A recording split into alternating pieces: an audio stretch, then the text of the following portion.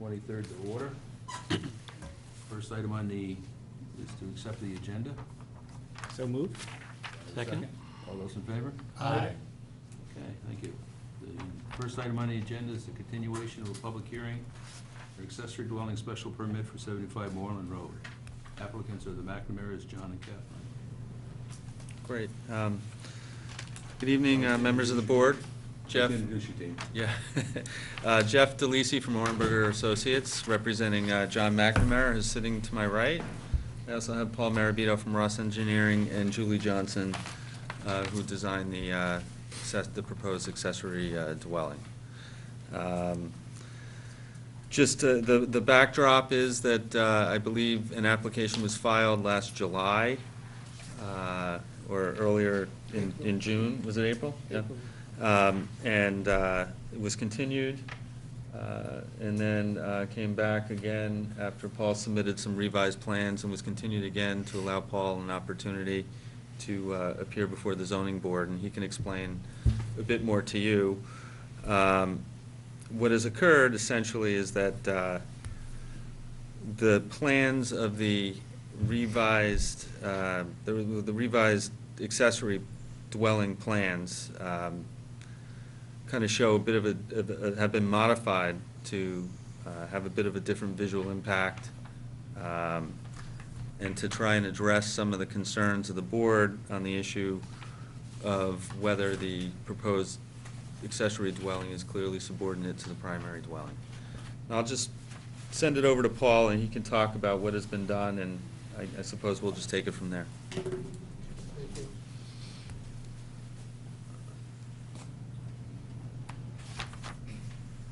This is essentially the same plan that I had submitted, a revised plan back in August of last year.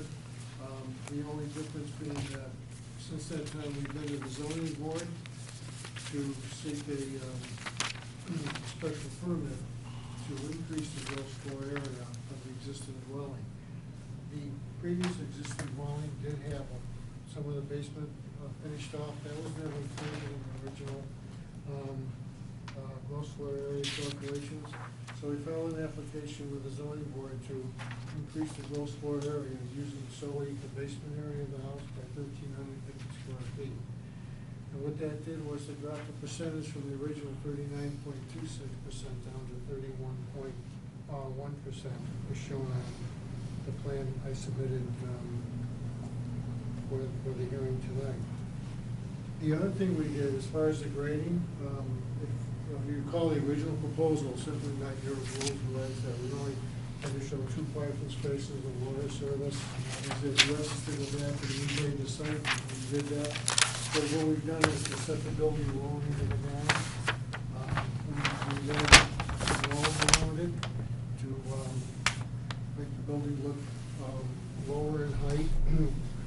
Julie Johnson did modify the height of the building. Note number 11 on the plan shows that the height of the building right now is proposed 25.4 feet, and that's measured from the average grade around the house. The ground slopes, the ground is going to slope, the ground slopes from the street up to the top of the hill. And what we've done is to set this into the hill. We put some walls around it, and the grading comes up to the building more. And Julie will show this to you in the architectural plan. But by doing that, we're able to make the house look smaller, and the grading, the walls, and the landscaping all around it. Other than that, we haven't made any changes to the plan. What I did add to the plan what I did was add this section to the plan. It shows the existing dwelling, accessory dwelling. It shows the homes around it, essentially within 300 feet of the peak elevations of the roof. Peak elevation of the accessory dwelling is 50.9, which is well above the houses down here, which are right under a marsh. And these roof areas here, this roof area, for example, would be 11.5 feet over the top of this building. This building's 50.9 and they're up to 62.4. The house here at 74 Collier Road, peak of their roof is 3.4 feet higher than this one. And then what happens is the ground is rising, and then it drops back down to Collier Road. It also rises here.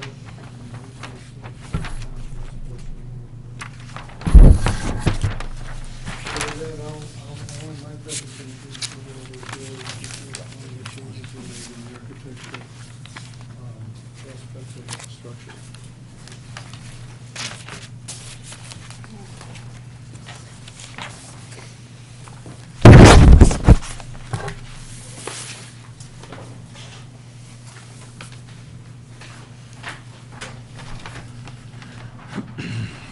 The most revealing view of the house is that, as Paul had said, we reduced the exposed portion of the house. So on elevation, instead of that, we had overhead garage doors on this right-hand side of the building. We've taken those out altogether and brought the grading up with retaining walls facing the street. So everything on these three sides is now subterranean. It's down below, so now you're only revealing that second story and up into the roof. So it has a little bit better profile. You can see on this elevation. This is the street elevation, and here's the line of the elevation of the yard behind it. So this is your new exposure. The other piece of it was the larger jog of the house was we've taken that whole peacock, so that whole attic space has been removed, and we've put a flat roof on it and put a roof deck or a widow's walk style.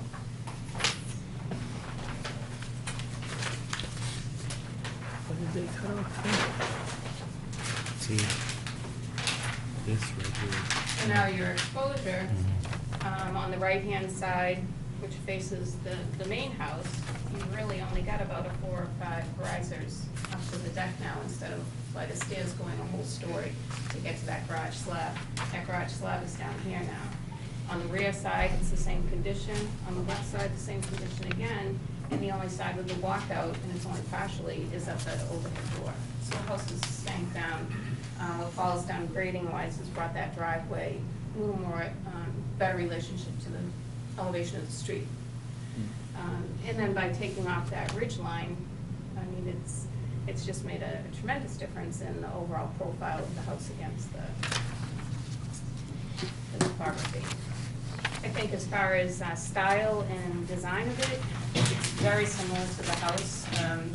The Nantucket dormer, the materials, the window styles, everything is in keeping with the same as the house.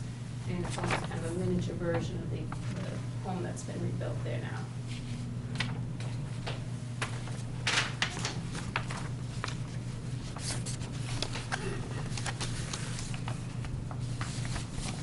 I think the removal of the overhead doors, reducing all that walkout exposure on the lower level and lowering that slab down closer to the street elevation, that probably had the biggest impact, and then slicing off the top of the roof. It brought it down from the slab. Now the lowest point to that flat roof is only 28.6, 28 feet. So well under any required for zoning. And just to remind the board, I don't know if it was even discussed at the initial hearing, but this particular lot is kind of the dividing lot between the 10,000 square foot zone and the 20,000 square foot zone. And you can see in relation to the lots that Paul's plan shows, it's a much larger lot compared to all of the lots that abut it. The interesting aspect of this is that as of right in this particular zone, being that this particular structure that we're proposing meets all of the dimensional zoning requirements, if it were not used as an accessory structure, it could be built. Well, if it were not used as an accessory dwelling, it can be built as of right without a determination by the zoning board, simply by pulling a building permit. What we're trying to do is to put something in the neighborhood that we believe is in keeping with the neighborhood. It's something that we believe, is 30% of the size of the primary dwelling. And so I think it was discussed at the last hearing that Mr. McNamara intends to utilize this structure to allow his children and family and close friends to use it, who otherwise wouldn't be able to afford a house in this particular area of Scituate. So we believe that what we've done, especially with the modifications and kind of changing the roof line and bringing the house down, as well as by increasing the gross square foot of the primary house, is that we've now created something that we believe is clearly subordinate to the primary structure, both in size and in its intended use. So I just kind of wanted to embellish that to the board. Explain to me how I can put two houses on one lot? With your Scituate zoning bylaw, with your approval. This is an accessory dwelling, so you can do it. I can do it, I can put an accessory dwelling there. You said I could, you said you could put the second house on there without? Well, what could be done is that, for instance, it could be a barn or a garage or something Right. along those lines. Right, as a matter of right, he could build a three-car garage. The zoning bylaws also allows for a structure to be constructed. Yeah, okay. Is so- that what you're asking for tonight? No, No. no, No. no, no. Okay. no. What do you- I guess Well, what you're let's saying leave is it you out. can put another structure on that piece of property. There's two types of structures. So what you that said and could what I heard build was the under house zoning was- bylaw as a matter of right. If I misspoke, I apologize. Okay. One of it is a three-car garage, and the other one is a building up to 3 stories and 35 feet in height. Mhm. It's spelled out in the bylaw as a matter of right. Mr. McNamara is not looking to do any one of those alternatives, because he feels this is a much better use of the property, and it clearly fits in with a neighborhood.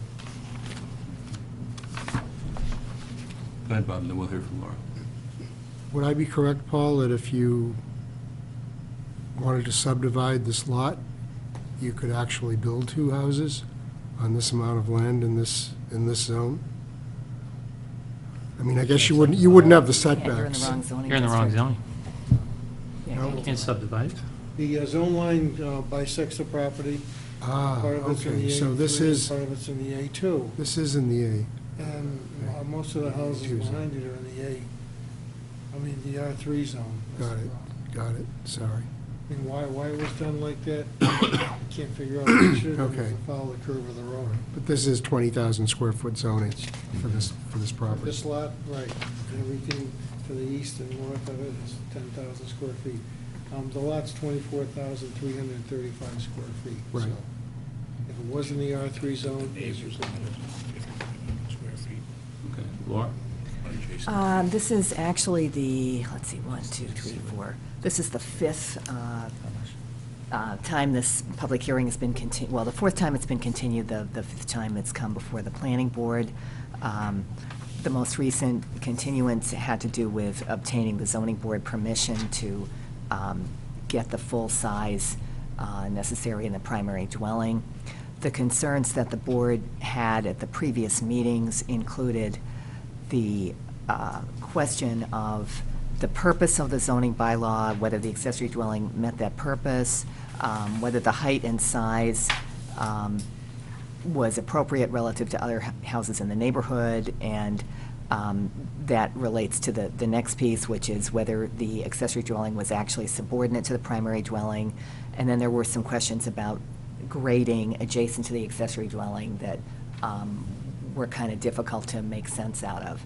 And now that there's, like the garage is subgrade, I think that's taken away some of those concerns. I mean, you were looking for a cross-section with a grade and so on, and I think this arrangement's a little different and maybe is more reasonable in terms of what could be built on the site. The other proposal, I'm not sure really could have been built because of, the grading that would have to take place between the accessory dwelling and the property line. The height is less than what's allowed by the zoning bylaw, which is 35 feet, but that's to the, to the average. But And just sorry. to clarify on that, what is the height, can you say the top of the ridge of the two structures, or the highest of the both structures? I'm sorry to interrupt, but since you'd Oh, mentioned that. yeah, good question. So the existing house, the top of the ridge, and of the proposed structure, the highest point. The existing house is 52.5. This is 50.9. But you have to keep in mind, the elevation this house is around elevation 25. And what we've done is to lower this into the ground. We're on the side of the hill, so, So, what's the elevation of that house? so it's lower by 2.5 feet. And what's the elevation of the proposed accessory dwelling? Mean a peak? No, the Well, slab, top of slab. You said the other one was 25 feet. What's that one? Well, this is the elevation of the yard around the house between 25 and 24. This is based on the grading we did. Mm-hmm. In this here, we come into 22, and the garage floor is at 22.2. So we essentially brought this in level to lower the garage. The previous garage was higher in elevation. What was it? I think it was like 25 and a half. We were going up to it because this is a hill in this area.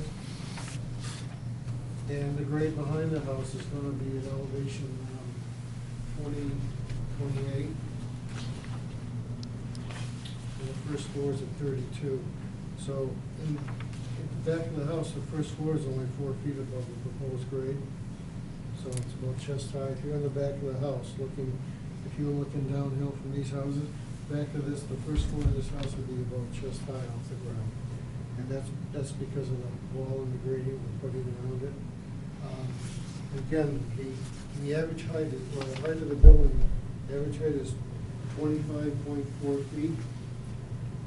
If the garage wasn't sunken, that 25 feet would be even lower. Because when you do the height of the building, you have to take the average grade around the perimeter of the house. And the grade here is 28, and down here it's 22, so you got a 6-foot difference between here and the garage. But if you didn't have a garage and the grade in here was higher, then that number 25 would be even lower. And how does that tie into, is that a natural grade? This here in the back, yes. We actually- No, the whole thing, all the way down. Is that a natural grade? Yeah, it's about 20. So it's, the house next to it has the same It does. grade. Yeah, yeah. We aren't changing the grade in this area here at all. So what we've done is to bring it up in this area, so it looks like it's been built into the slope. Yeah, except I think you're doing some grading there for drainage to get the Yes. stormwater away from the Yeah. lot line. I think the fact that the garage door, the garage is subgrade makes it read like 3 stories, even though it is 2 stories and it's, seems to be reasonable in terms of the height limit. You're dealing with the lowest elevation in the front, so it looks, that's the biggest side of the building. A couple of other things. It's been pointed out a number of times that the zoning for this property is R2, and some of the other properties in the neighborhood are R3, and that maybe that's sort of not fair or something. But really, if someone wants to change the zoning of the property, all they have to do is go to town meeting and get 2/3 of the town meeting to adopt a zoning change. The reason why it's so difficult to get a zoning change is to protect the neighborhood from things happening that they wouldn't reasonably expect, given what the zoning is on the property. So, the fact that this is zoned R2 gives everyone in this area an expectation of what could be built there. I think another point that was raised is that you could build a separate structure on the lot by right. It could be a big barn or a studio or, something like that. But I think that this is really a different situation because the accessory dwelling allows a different type of use than something that's going to be used by the residents of the existing house. So, I think that the two ideas are not really comparable.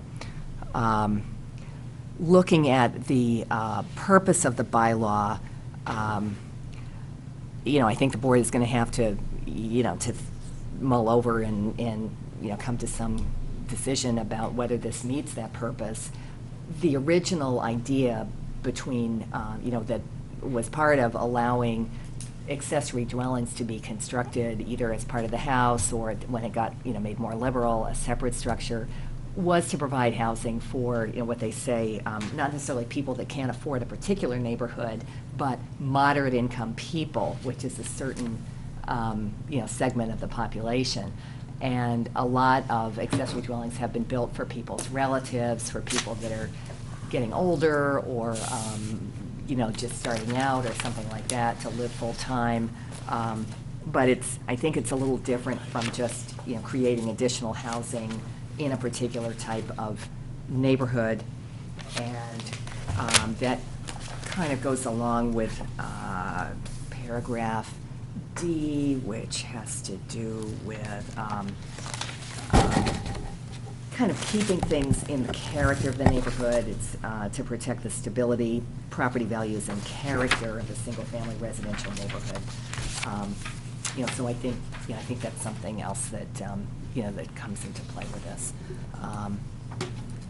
And that's all I've got. Okay, thank you. So, excuse me, question for Mr. McNamara.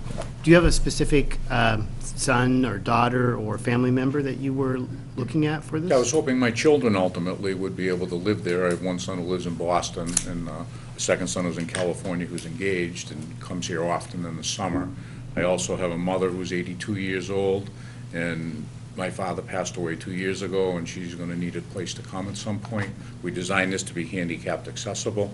I also have a father and mother-in-law who are 84 and 81 years old, so our intent was to use it for extended members of our family. And ultimately, hopefully, as my children get older and my wife and I get older, we could possibly stay in the house and our children would occupy the larger house. But as of right now, not someone specific?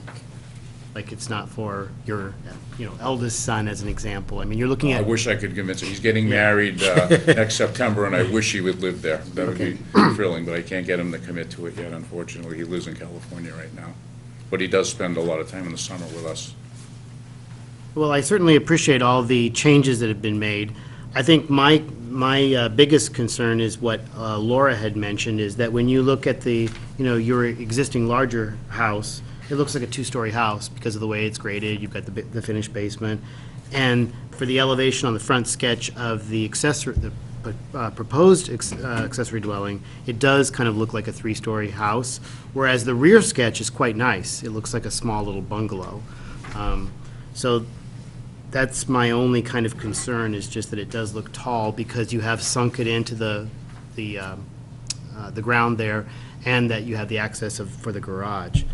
But it does seem to at least meet physically the square footage and all that, those kinds of requirements. So. Part of my intent was to store, I have a hobby, I restore Boston whalers, and right now I have 4 boats that are registered to that address, and I have 3 trailers to go with them, and I have 4 vehicles, and part of it was to use the garage space to keep the boats in and be able to work in them. And right now, the boats are stored on the property, So they'd be so everybody outside. can see them. They're outside, and everybody can see them driving by. Would you be able to fit 2 Boston whalers in the garage there? The architect designed it with floor joists front to back, so there's no alley columns, so we could maneuver them within the garage space. And that's why we went to a double wide garage door, so we could maneuver the trailers in. Okay. Can I make a And- comment? yeah. Sorry. I know it looks like the 3-story, and I understand that, but it's also interesting that this parcel of land is viewable from all 3 sides, almost 4 sides. Mhm. So it's nice that a lot of the view, even when you come around Collier on, the one way, you're seeing that 1.5-story portion just as evenly. Do you know what I mean? The exposure of those other 3 sides is still visible. It's not a only on-front approach. You've got the approach from 3 sides on this, and 2 of them, or even the back one, are attractive. Yeah, that's a good point. And another question I had, I think I know the answer, but just curious. The Widow's Walk, it's not accessible, is it? It's just decoration? I didn't see a stairway. No, it's probably gonna be a hatch from Okay. inside, just a ladder and hatch. Okay. I don't have any further questions. Yeah, well, you said you made a number of changes, I just want to make sure I understand. So essentially, the unit has sunk by about 3 feet from what it was before, is that right? And then at the top, you reduce the height by Probably just about 3 feet again. 3 feet? Yeah. Okay. But other than that, there really hasn't been any changes to the Well, other than what originally what proposed. the grading around it did, so it's modified. No, based on- that I understand. It's just, I'm just No, other than that, asking that's about what the different. physical house itself. And then, I think one of the things that we talked about the last time you were here, which seems like a while ago, was that there were some other concerns from the neighborhood. And I'm wondering if you've had a conversation with your neighbors and all that about the changes that are made and whether that's something that's an accommodation of some kind.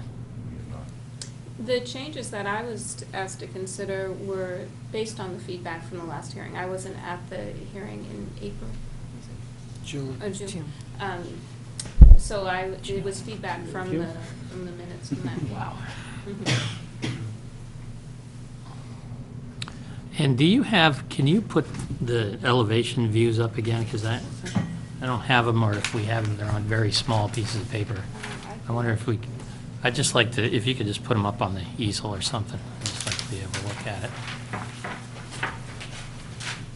just have one of those.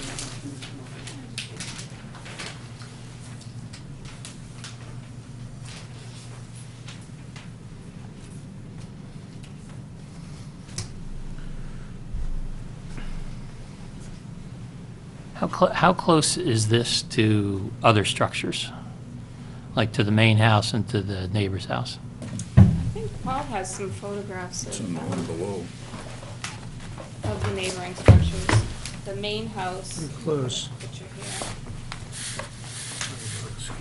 Is that on here? Probably 25 feet. It's 15 and a half feet outside the yard, which means the setbacks 30 and a half feet from the front. This may only be 8 feet, that's what zoning has to do with an About R3. 40 feet from the corner of the main house and also part of the Mm-hmm. accessory dwelling. Doing it by eye, within 30, it's about 40 feet. Between the main house. That's a nice corner here.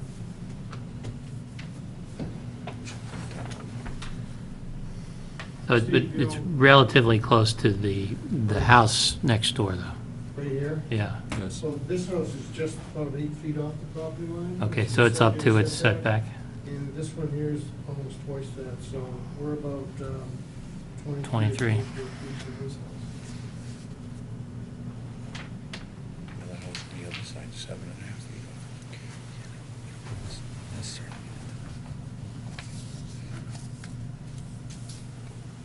I guess it's really hard to get a sense of this, but I would say the front view, it still looks like a very large structure. I mean, it looks like another house. And I think the thing we're sort of struggling with here, at least at one level, is how clearly subordinate this house is to the main house.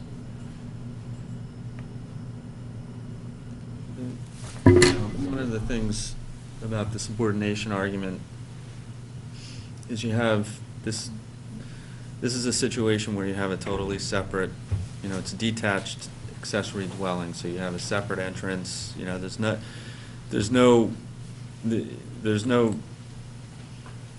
way you can really muddle the fact that you can't, simply by the nature of this being an accessory dwelling, a detached accessory dwelling, I think that kind of, the whole concept behind the zoning bylaw, I thought, was that you didn't want the accessory use to be kind of the primary use and the secondary use to be kind of subsumed into one another, to be kind of merged.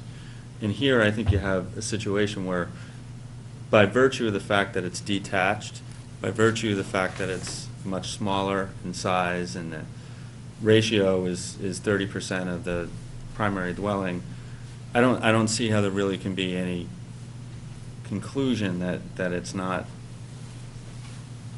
Well, most of these detached accessory dwellings we've seen are sort of a garage with a unit above on the second floor. You've got a full third floor here, plus a widow's walk. So that's what gives it sort of the feel of something completely different. Right, but kind of to Laura's point about zoning changes and so forth, I mean, your zoning bylaw allows for that to happen. You know, your zoning bylaw is written such that, you know, it has to be no more than 40% or a certain square footage, and. Well, I understand, believe me, I understand the Yeah. square footage Yeah. discussion. It's more about whether we consider it to be clearly subordinate or not. I don't have any questions. Okay. Yeah, I'll weigh in last time. Really, the question I've got sort of concerns screening. Can we condition things like landscaping, plant material, It's a things like that? special permit. It's not by right. We can condition whatever we want. Okay.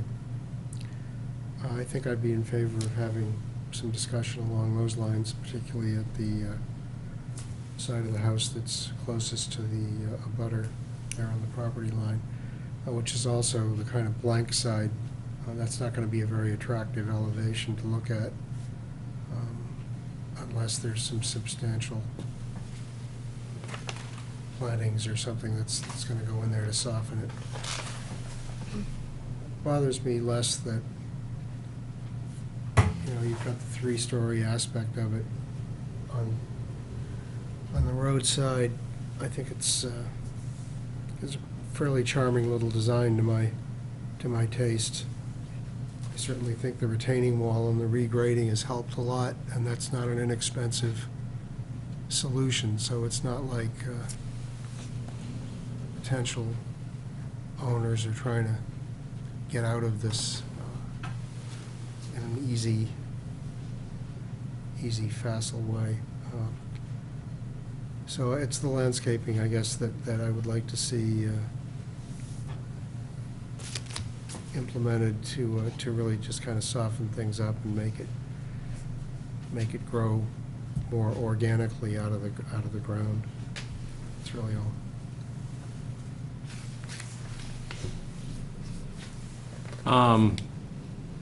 I've driven by the site a couple times. I can't remember on the side with the closest to the neighbor. Was there a fence that might have been removed for construction, or was there part of a fence? I'm trying to remember. Which side? I guess the house that would be closest to the new accessory dwelling. There was an old fence there that blew down. Okay. And I got together with the neighbor, and he actually fixed it, and he wanted to describe it, and he Okay. liked it like that, so we decided to just leave it up as it was. That must have been what I saw. Yeah, And again, there was about 30 feet of it removed. yeah. Yeah. And that's what I mean, because I know that the grading was kind of rough, or the Right. construction on the other house, and I didn't know if that was something that was removed to facilitate that. It or- actually blew over in a storm. Okay. And that was my feeling too, coming around that corner from Collier, you know, you're you're looking at the spit, and then you're kind of coming back, so I can see Mrs. Johnson's point of how you know, if we came down the street like at a T intersection, we're looking at it, that's not going to be the case most of the time coming around the corner. I do think the grading's going to help, because the way that hill does go up there and then down the other side. But that was my thought, is what I couldn't remember about that fence and how much of it was, because it's going to be some consideration might have to be taken there for that We could put a row of arborvitae's in. Offset. You know, we just put a row of arborvitae's in if that. And I think Acceptable. the other thing that we're kind of dealing with is we have this parcel that's zoned differently than Every other house in the entire the rest of the inside neighborhood. of Third Cliff, every single house is well, it's 10,000 square foot zoning. Most of the lots are, the one right next door, immediately next door is 5,500. Yeah, so we don't have an answer as to why, other than just the fact that it is. And we're trying to, deal with that and make everything work. What's that? Mm-hmm. I guess, I get two major hurdles to get through before I get to the aesthetics of what this thing is. First of all, I guess I'm grappling with, and it's the same argument that I go through with all of the special permits that we've got for accessory dwellings. Does it really apply? Does it fit within the guidelines? Does it fit with the intent of the bylaw? And I guess if I look at the five things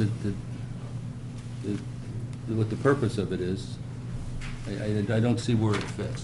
The second piece, the second hurdle that I have is that I'm looking at basically an accessory dwelling that is in effect as big as all of the other houses in the neighborhood. Pretty close to it.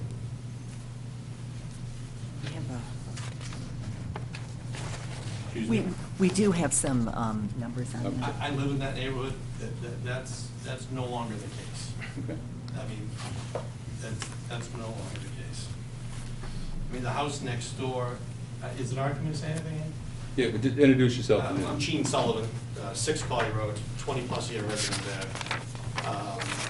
Not to ruffle any feathers or anything, but the whole 3-story aspect of it, if you're looking at his proposed structure from the street, the house right to the left has got a 3rd floor on it too. It's huge.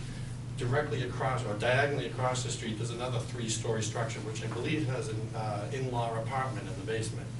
The house 2 doors up from us is, what, 10,000 square, I mean, the house is mammoth. It's not the case, and I'm not knocking it at all. I did it myself 20 years ago. I live on a 5,000 square foot lot. We took it down and put up a new one. It's not the case where it's overbuilt for the neighborhood.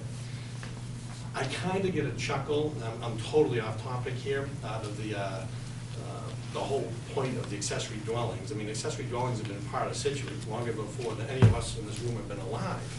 All throughout town, but in particularly in the seaside areas, Minot, Jericho Road, Lighthouse Road, and back then, the people moved out of the homes into the accessory dwelling to rent out the big house in order to maintain a summer residence. Today, and I commend you guys for keeping this alive, because quite frankly, times have changed, and the whole point of an accessory dwelling has changed. I think it's great that he can do this for his family, but what about the people that can't, just because it might be a little bit more of an affluent neighborhood?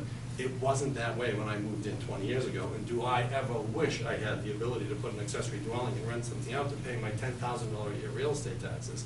So I caution you to lump us in as a expensive neighborhood, because a lot of people that have lived there for a long, long time, aren't really happy about paying $10,000 a year in real estate taxes, but want to stay. Interesting, you guys should keep in mind going forward, I spent the bulk of my career in home finance, and I helped a lot of people, senior citizens in the town of Scituate, who had to move from their homes.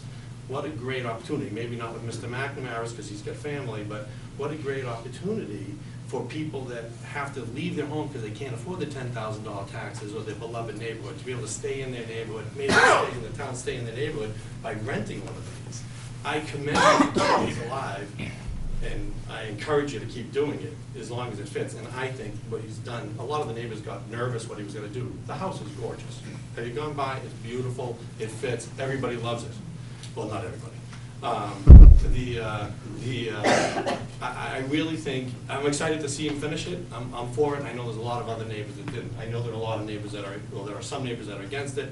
I suggest maybe if you're new to town, you don't realize that the accessory dwellings have a history in this town. I think it's great, and as a neighbor, I just want to come and say, welcome to the neighborhood. I think he's doing a great job. Okay, thank you for that.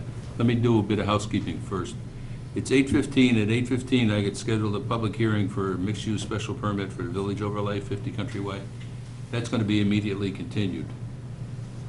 So what we'll do is we will vote on the continuation for that, then continue on with this conversation until 8:30, which is the next agenda item. Thank you for your comments. Is there anyone else in the public that wants to address? So just identify yourself. My name's Mike Bennigan, 74 Collier Road. You have my comments, and first of all, I want to preface this by saying this is not at all against the applicant's person. This is just merely about the concept of having such a large accessory dwelling in our neighborhood. Mr. Chair, I support your comments on the spirit of the law, of the purpose of the accessory dwelling. I don't believe this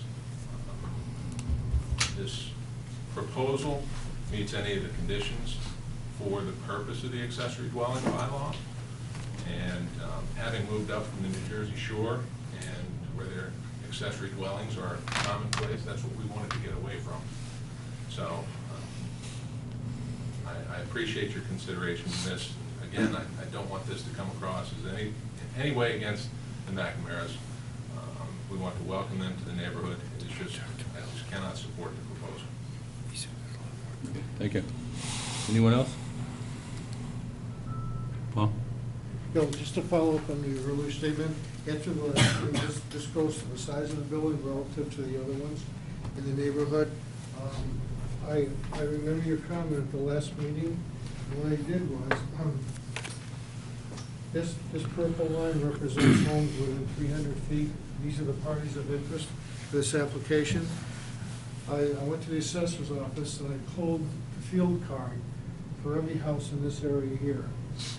And what we found was, there are 2 year-round homes that are smaller in size than the accessory dwelling. One is at number 78 Moreland Road. 78 is right here. That's 1,260 square feet according to assessors.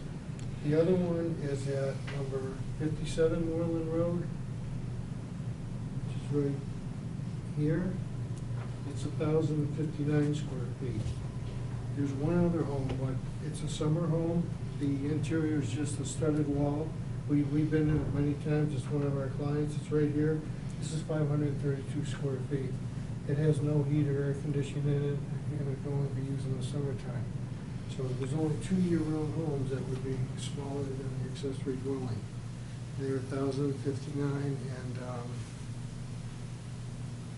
And how many of them have accessory dwellings? None of them. How many have accessory dwellings? None that I'm aware of. Does an in-law apartment considered accessory dwelling? If somebody filed it as an accessory dwelling, yes. Because there are homes in the neighborhood that have in-law apartments. Yeah, within stone's throw. A lot of the properties in this particular neighborhood are also non-conforming, lot size and so forth. And so I think it'd probably be difficult on many of these lots to actually legally meet the setback requirements that are set forth in your bylaw and actually do that. This particular lot is unique insofar as it's one of the only lots in this particular neighborhood that you can actually fit an accessory dwelling in, and meeting all the requirements of the setbacks. And Bill, just to your point on the purpose, I respectfully disagree.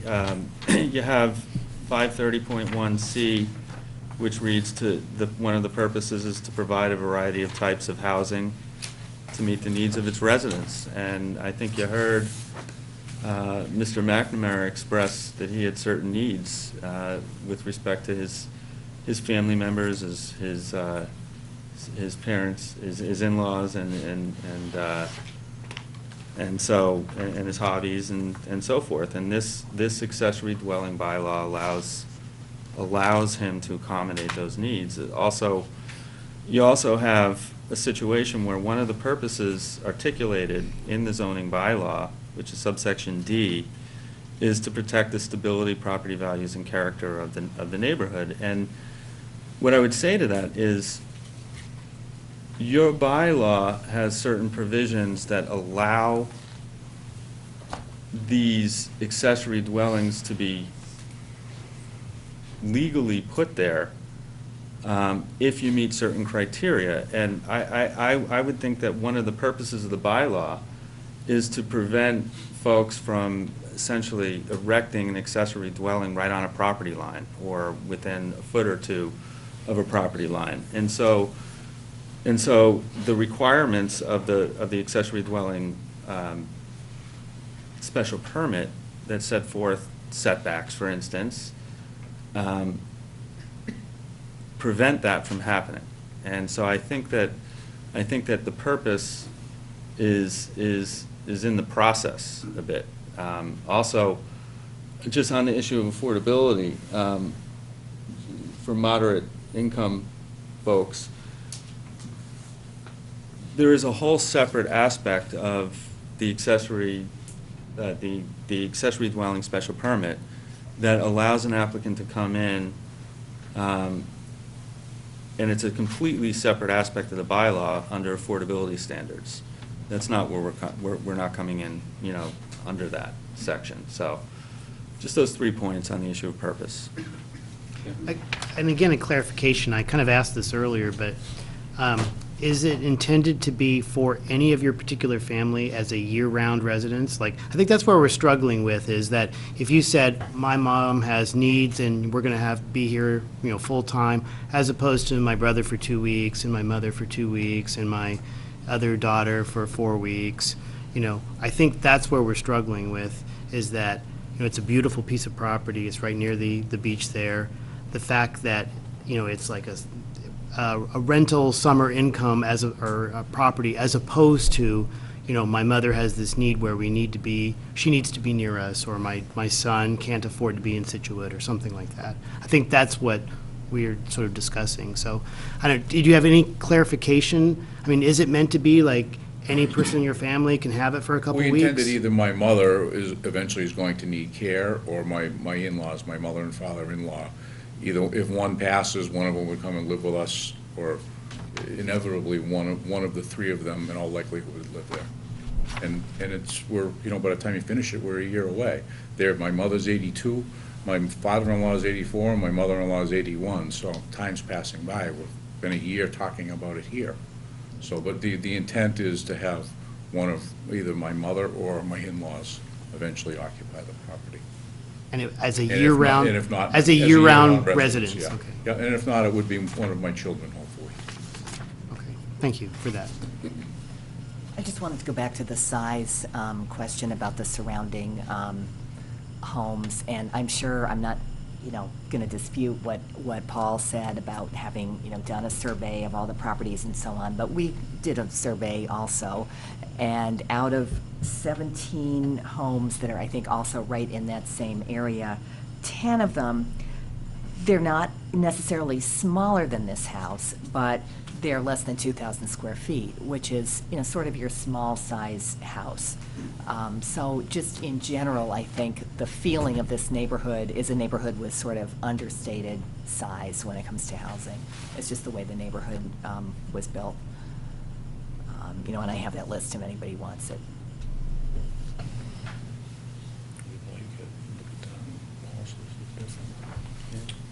I didn't come up with those numbers, I respectfully disagree with her.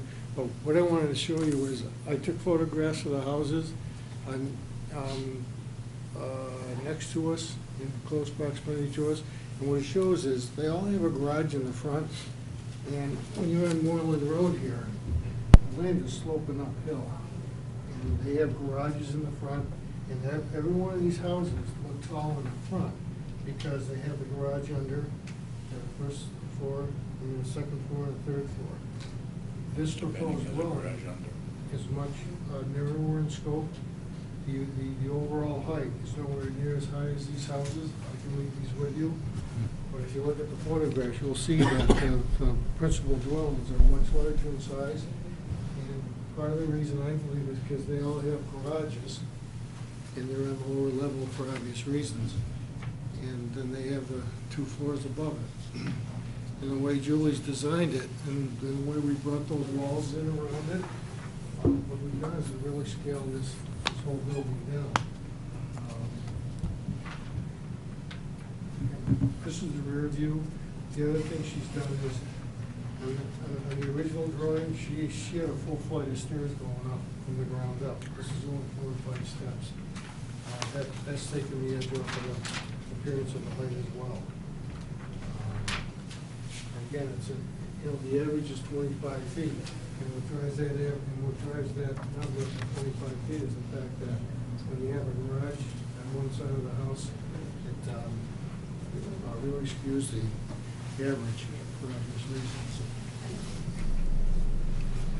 I have a question for Laura. Like, we were talking earlier about as of right, let's just say that they build a big barn there with a second story or a third story, and it meets all those zoning regulations. They could come back to this board in 6 months or a year and say that we want to finish the second floor into an accessory dwelling, right? Yeah, I mean, I think that would give you all a lot less control over the result. Right, but I'm trying to kind of play out multiple scenarios here. That is something that they, by law, they could do, right? Well, there's a lot of things you can do by law. But yeah, Okay. you can do that. All right, thank you. Sir? I have no doubt that the aesthetics of the proposed accessory dwelling will be beautiful. He's done a wonderful job on his house so far. He's done a wonderful job on the property. I ask the board, please consider the spirit of the law and the spirit of the purposes of an accessory dwelling in town. Thank you. Steve? Yeah, Steve Bjorkman. I'm at a little bit of a loss. I'm trying to find the section that talks about the square footage and how you relate this to other houses in the neighborhood. I'm wondering if somebody, maybe Laura could point that out to me in the bylaw. I do see a section that talks about it has to be either 750 square feet or 40% of the primary dwelling. But you're doing a lot of talking about other houses in the neighborhood. I don't think that's written in the bylaw. It's to protect the stability, property values, and character. But it gives a size in here of how big it can be. Okay. 750 or 40% of the primary structure. So I would assume that would cover what's required. I think it's As far as the size. paragraph F under 530.2, where it says the accessory dwelling shall be clearly a subordinate part of the single-family dwelling or use. But that's the primary dwelling. I actually think it says Right. a subordinate part of the single-family dwelling or business use. I think that's to be read, the single-family dwelling use or business use. So I think you're actually comparing the accessory dwelling to the use of the primary dwelling as opposed to dwelling. But, Well, having been very involved with writing the bylaw where we had the expansion to include businesses,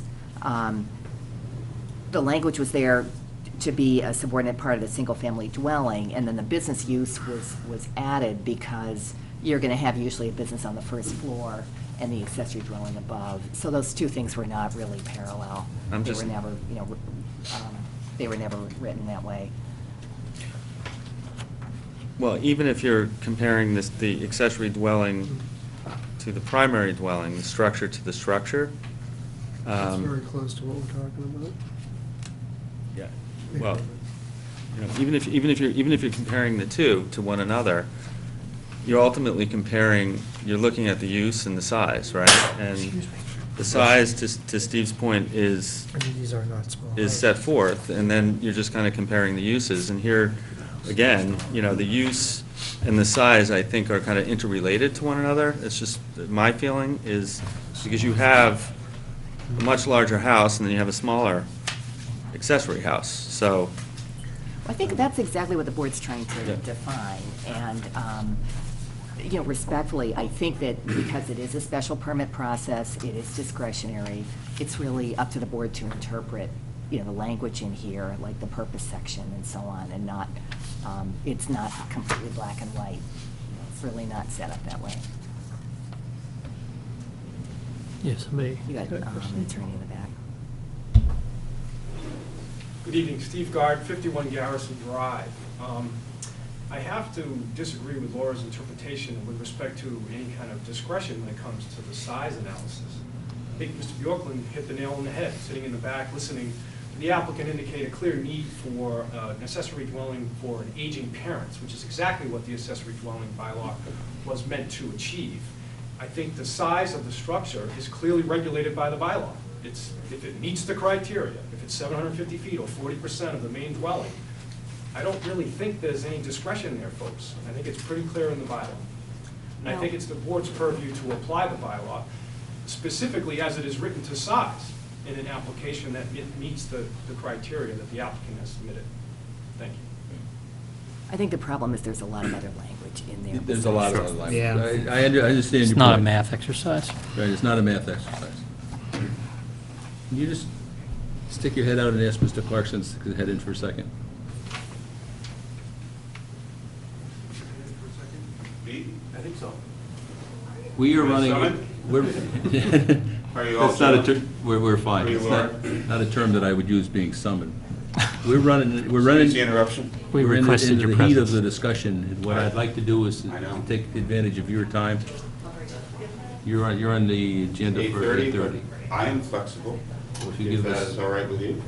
that would be more than all right with me. I'm gonna need 5 minutes for equipment setup, Okay. because I have a little PowerPoint. Let us So continue. I am at your disposal. Thank you. And we appreciate that. No worries. I guess you were talking, Laura?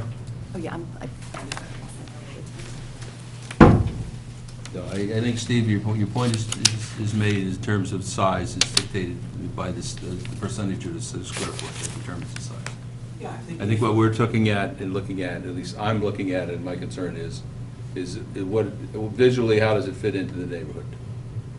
That's what I'm looking for, understanding Yeah, I size. was just speaking to the size alone, that No, I understand. the bylaw wanted to say, take the average of the homes within 300 feet of the proposal and take 40% of the average square footage of those houses. That certainly could be added into the bylaw if that was the intent.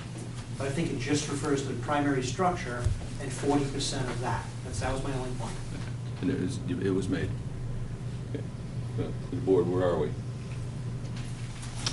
Well, I think basically the things that we've been discussing or sort of struggling with is the subordinate, and does it meet the purpose of the accessory dwelling?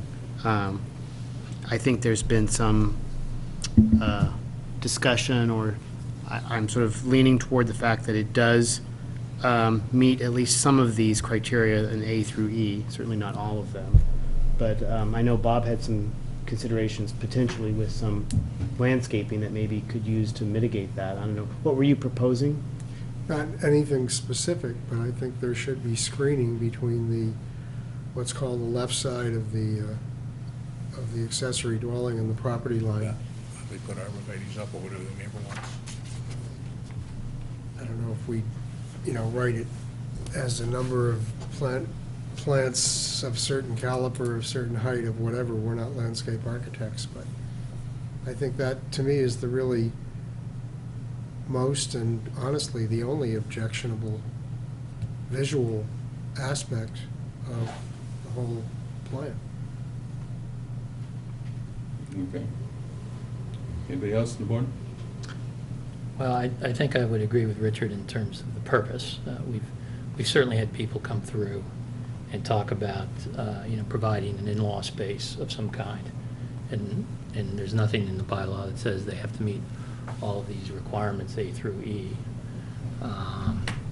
So I would say from a purpose point of view, I'm fine with, building it for a future in-law or something like that.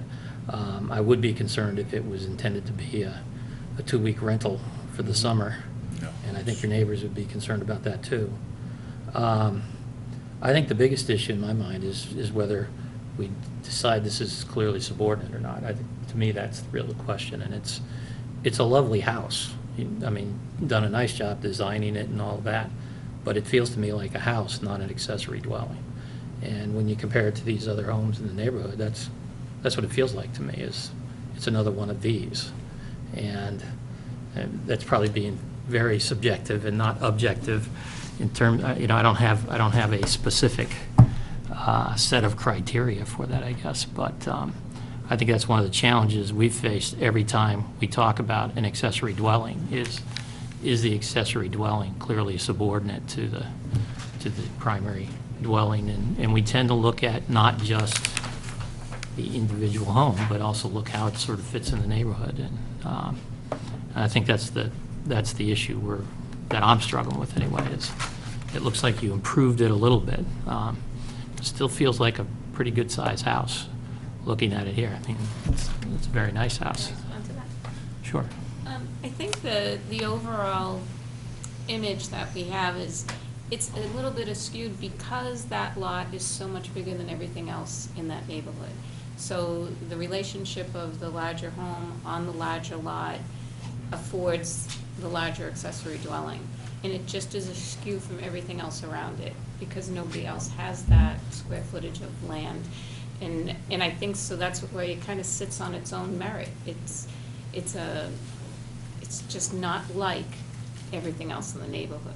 The lot itself is very unusual, it's very large, and the zoning is different.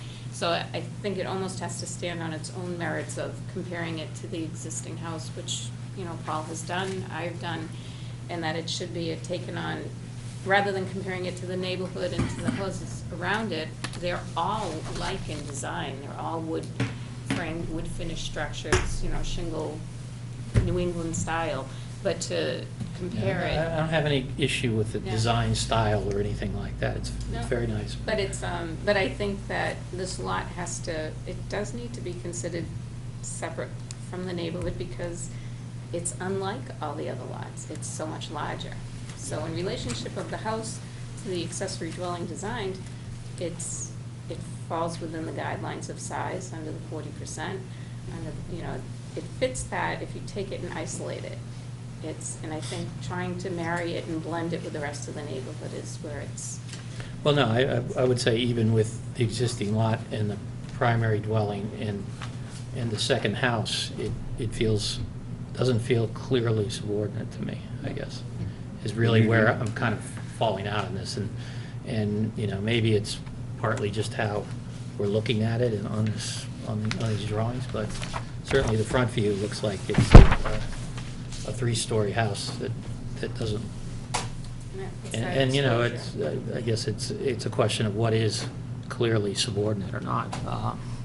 And I think that's the issue we wrestle with every time an accessory dwelling comes to the board.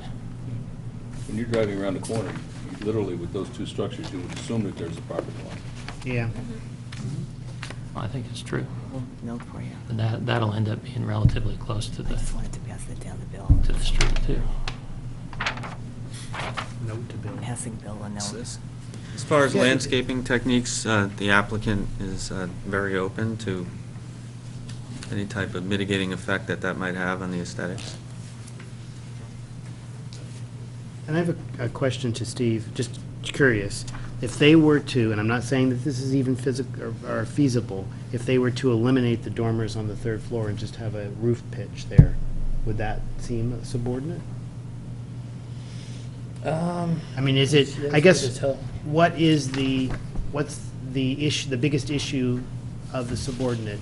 Is it the size, or is it the fact that it's 3 stories? Well, it's the mass of it, I think. And you know, maybe that changes with a 2-story structure, right? But that's not really what they're asking for.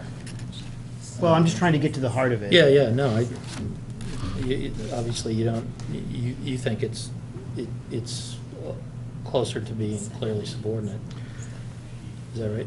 Well, I certainly have my issues with this front sketch, but I also agree, as you come around the corner there, you're going to really be seeing more of this right-hand side sketch. You're not going to really be looking at it on the front. Because the way the road is, as you come around that corner, and I've been around that corner a million times, you're going to see really more of this than you will this. Yeah, well, you'll see it all because you come around all of the corners. Well, yes, but I guess what I'm saying is, as you're driving around that corner, I mean, your first glance is going to be this, because it's a one-way road, unless you park the car right in front of the house and just stare at it straight, this is what you would see. So, I mean, I'm not completely happy with the front sketch, but I think that the fact that they've lowered it and that you see mostly this right side sketch mitigates it for me. Fair enough. We'd be willing to put a hedge on that side or put something so it defines solely the garage, so you'd have to be standing directly in front of it to see the garage. We just wanted to get access with a trailer and vehicles below, is what we're trying to do. So in front of the So two if windows we- on the right, Yeah, you would yeah, block between the that. garage door where that post is, we could put a row of, well, arborvitae's would be too tall, but you could put a hedge there. Is this sort of an accurate representation of how the grade's going to look? It's going to have this tiered effect to it? Well, it'll slope smoothly. Is it going to slope or tier? There's retaining walls in the rear. Yep. There'd be a retaining wall in the rear where the stairs are, because we have to have access to the house. There's a stone wall there now, we would continue it to this is the retaining structure. wall here. I think it's the software, it just makes it look. Yeah, the software makes it look boxy. Yeah, so I guess, so if I we're know. talking about the right side, if I look at They it, need better software. is the ground level representative of where it's going to be at this point, right here? It is. And so it's going to slope down kind of like this? Are we going to even see less of the house, or Probably we're gonna less, see yeah, more because of it's it? gonna go And right we're gonna put up plantings front. around the foundation. You know, it doesn't show any plantings at all around that 4-foot foundation anyway. Let me, the dilemma I've got is the fact that I don't think we're gonna reach closure in a couple minutes. So it looks to me like this needs to be continued, because we've already moved two things out to keep the discussion going. Does the board agree with that conclusion? I would be willing to vote on it with the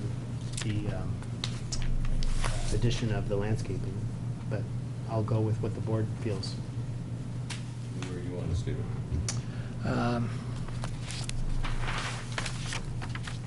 Maybe, I guess I would have to say, what does it look like? It's hard to tell, what does it look like with landscaping? I mean, it's, We'd end up, it's- if we continue, we wouldn't be able to go through conditions or anything on it tonight anyway. Right, yeah, that's what I see. Okay, we have some draft conditions, if, you know, we went No, like, I'm just saying, but to go through them time-wise, I mean. yeah. yeah. Right, I've taken advantage of John's generosity to move it this far.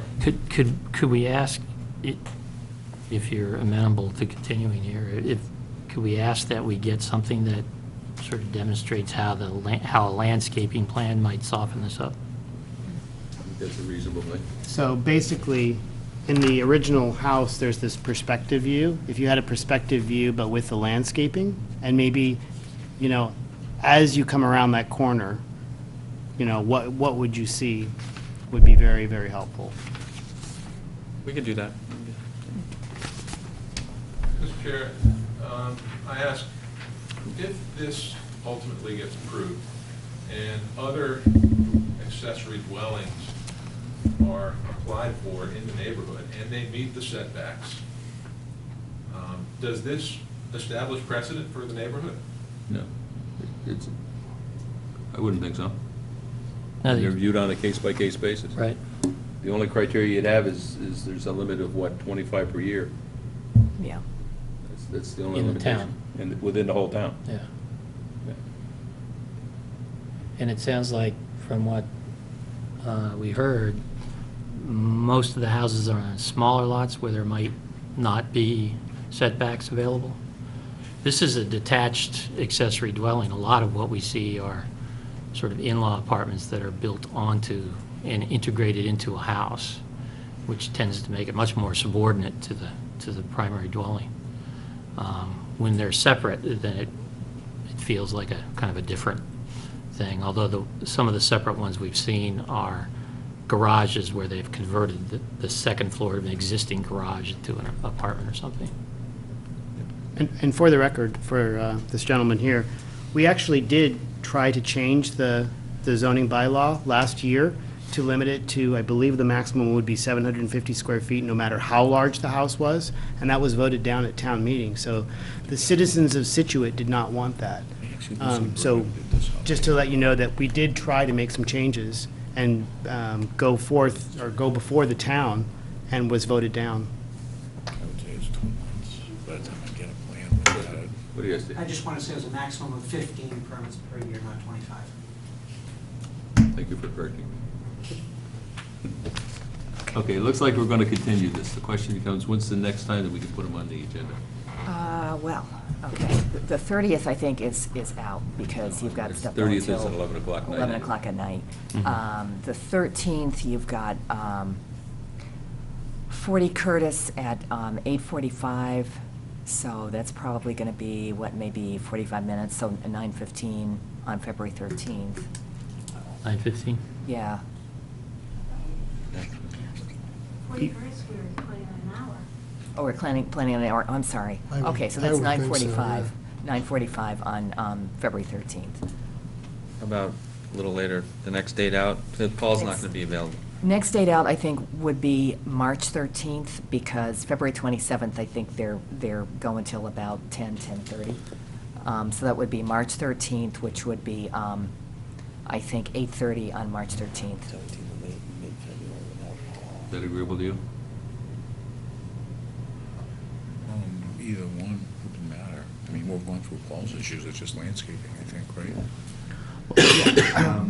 I have a question on that, just more toward the board. Since we are extending this and having them come back, if, and this is for the subordinate issue, if they were to somehow reduce the dormers or the 3 stories in some way, skylights instead of dormers, or make the dormers smaller, would that help mitigate your feeling of subordinate?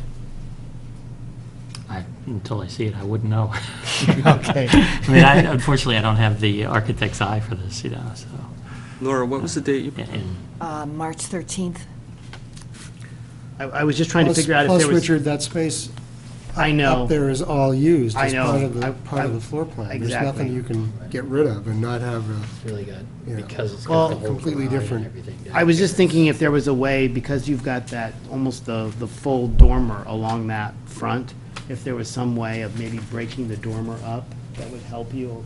I'm just trying to come up with some ideas here that might help the board feel that that's more of a subordinate and not so much like the 3 stories. Yeah, well, the dormers definitely make it look like it's got the 3rd story quite clearly, so. I think there's a lot of But I don't living know if space that, in here. Okay, let's, but it's, So- if it's living So it's space, primarily right now, I don't what know we're that you we're can really change it. talking about is the landscaping, if they can minimize that Let's see what it impact looks with the like. landscaping. I'm just trying to give them, so they have a very clear understanding of what their homework is. Yeah. Well, if you can do it, and you can show like true grades here, and then landscaping associated with the true grades as opposed to this stair-step arrangement and stuff, that would actually be a little more helpful, but What are you I'd like to using? see what it looks like. Oh, chief architect, I think I asked you that before, yeah. Want to give them something else. okay, so, February date, I'm not going to be available in March, so. okay, so we're going to go for February the, The 13th 13th. at 9:45? That's tough to get. Okay. We'll do I it mean, we're doing it since June, I'd like to get it done within the year. yeah, really. before June. February 13th. Okay, 9:45. 9:45. So that's, Okay. so Thank you. I think, yeah, well, hang on, you all have to vote that, and we need a motion, and Which is going to make a motion to continue until 9:45. just make a motion to continue February 13th. Yeah. public hearing on I vote that we continue the public hearing, the accessory dwelling special permit, 75 Moreland Road, to February 13th at 9, based on the applicant's request. Second the motion. All those in favor? Aye. So just to be clear, you guys are looking for grades and landscaping. Whatever it takes to make it supported. And like I said, that perspective view, if you flip up the elevations right there, I would request, almost right at the tangent to the curve as you come around that, if there could be, let's say down, where, move your finger down, as if you're in a car, like right about there, if you could see what that would look like. So past the existing house, as you come around the corner, what would that look like? Is that this view? Yes. Yeah. But that's an elevation view. I was thinking more of a perspective, what would that person see with the landscaping? We spent a lot of time. Yes. Okay. Thank you, guys. Thank you very much. Thanks. Thank you very much. Maybe I did, I just didn't see it. I'm sorry, I drew on you. Let's do this. So the- You're in the ruts. Should I? Okay. Well, we have one more motion Only when he's, before we start. okay, did he? So now he's So- trying to get back over it. To the board, We're back in Guys order. up? and we're recording. I move to accept the applicant's request to continue the public hearing for the mixed-use special permit in the Village Business Overlay District at 50 Country Way until February 27th, 2014 at 7:30 PM. Second. Second? All those in favor? Aye. Aye, thank you. Okay.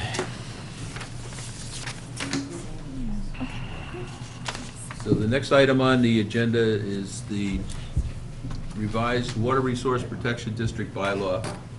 And we're very fortunate to have Mrs. Clarkson's favorite son, John, present this to us.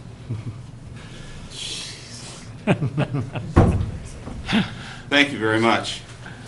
I want to thank the planning board for inviting me in this evening. Thank all the people from the community who have shown up. Rick and Jim of the Water Department is here. Samantha Woods of the North and South River Watershed Association is here as well. I'm going to give just a very brief overview and background as to why this bylaw is so important for our community. This bylaw revision represents I think, a tremendous collaboration between two entities here. First of all, the planning board, and particularly your town planner, Laura Harbottle, has worked with the Scituate Water Resources Committee in coming up with an upgraded Water Protection District bylaw, and this bylaw needs to be passed by the community at an upcoming town meeting. Essentially, water in New England, water in Massachusetts specifically, is not just there for the taking.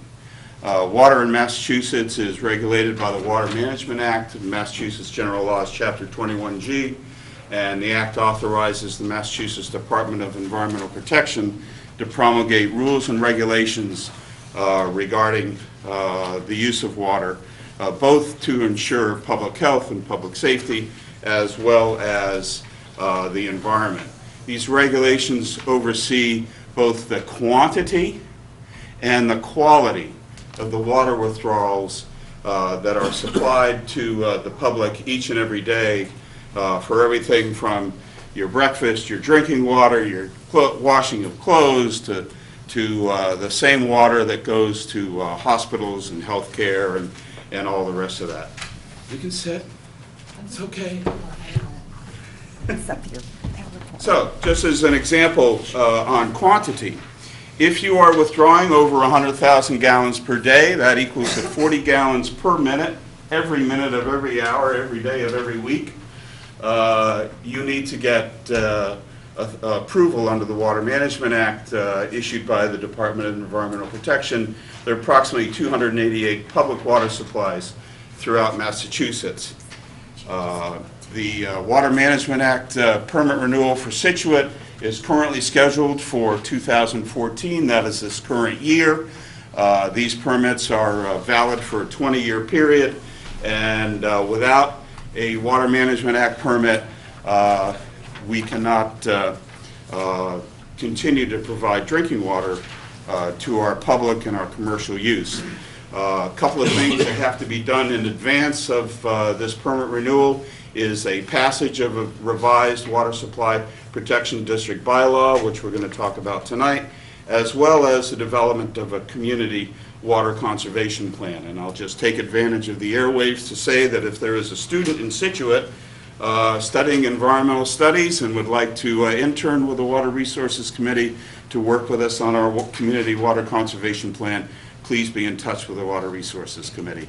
We'd love to have you help us. Just a quick profile, let you know What water use is in Scituate.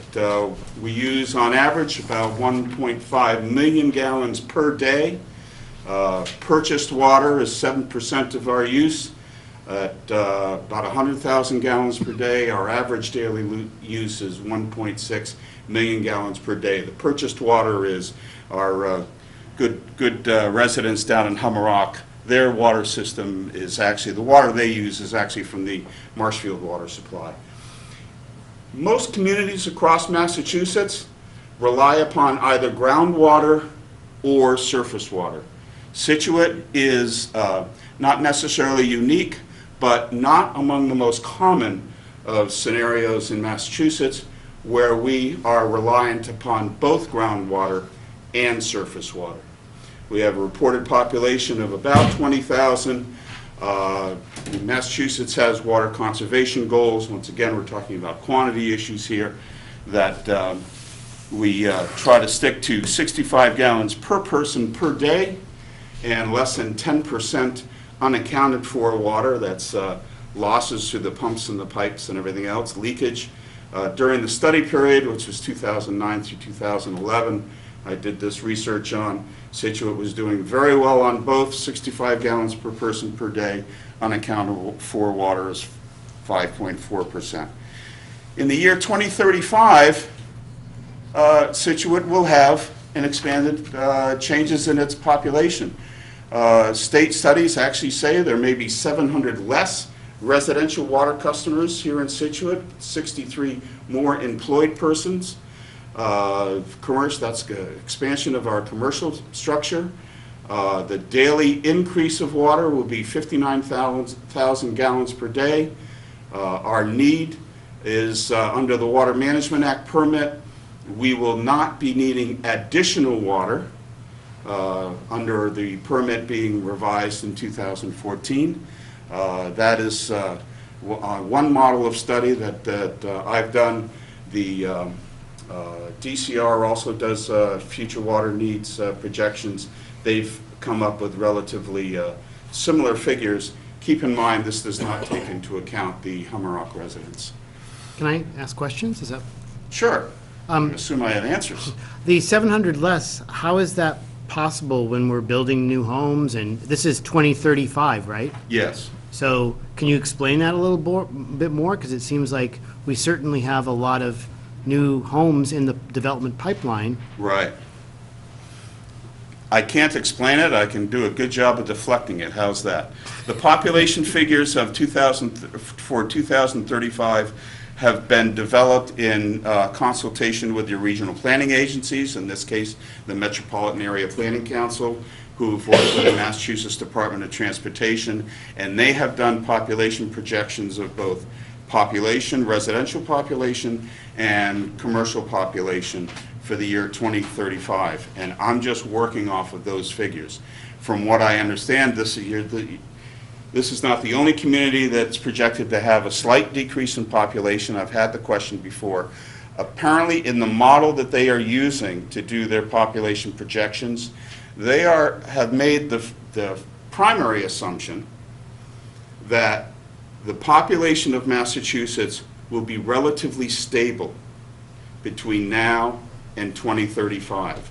So when they're talking about population projections, really what they're doing is they're seeing where population may be moving within the state.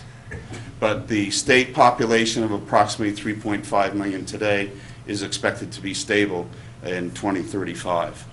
And a water customer is defined as a person, so like it may be one house, but there are 3 water Yes. customers, as Exactly. an example. So the actual structures may be increasing, but the amount of people within those structures could potentially be decreasing. Yes. Okay. Or average home The size. population is a projection from the United States Census population. And saying- as well, when the Water Department files an annual statistical report each year, which most of the information you're seeing today is based upon, they have to state what their residential population is.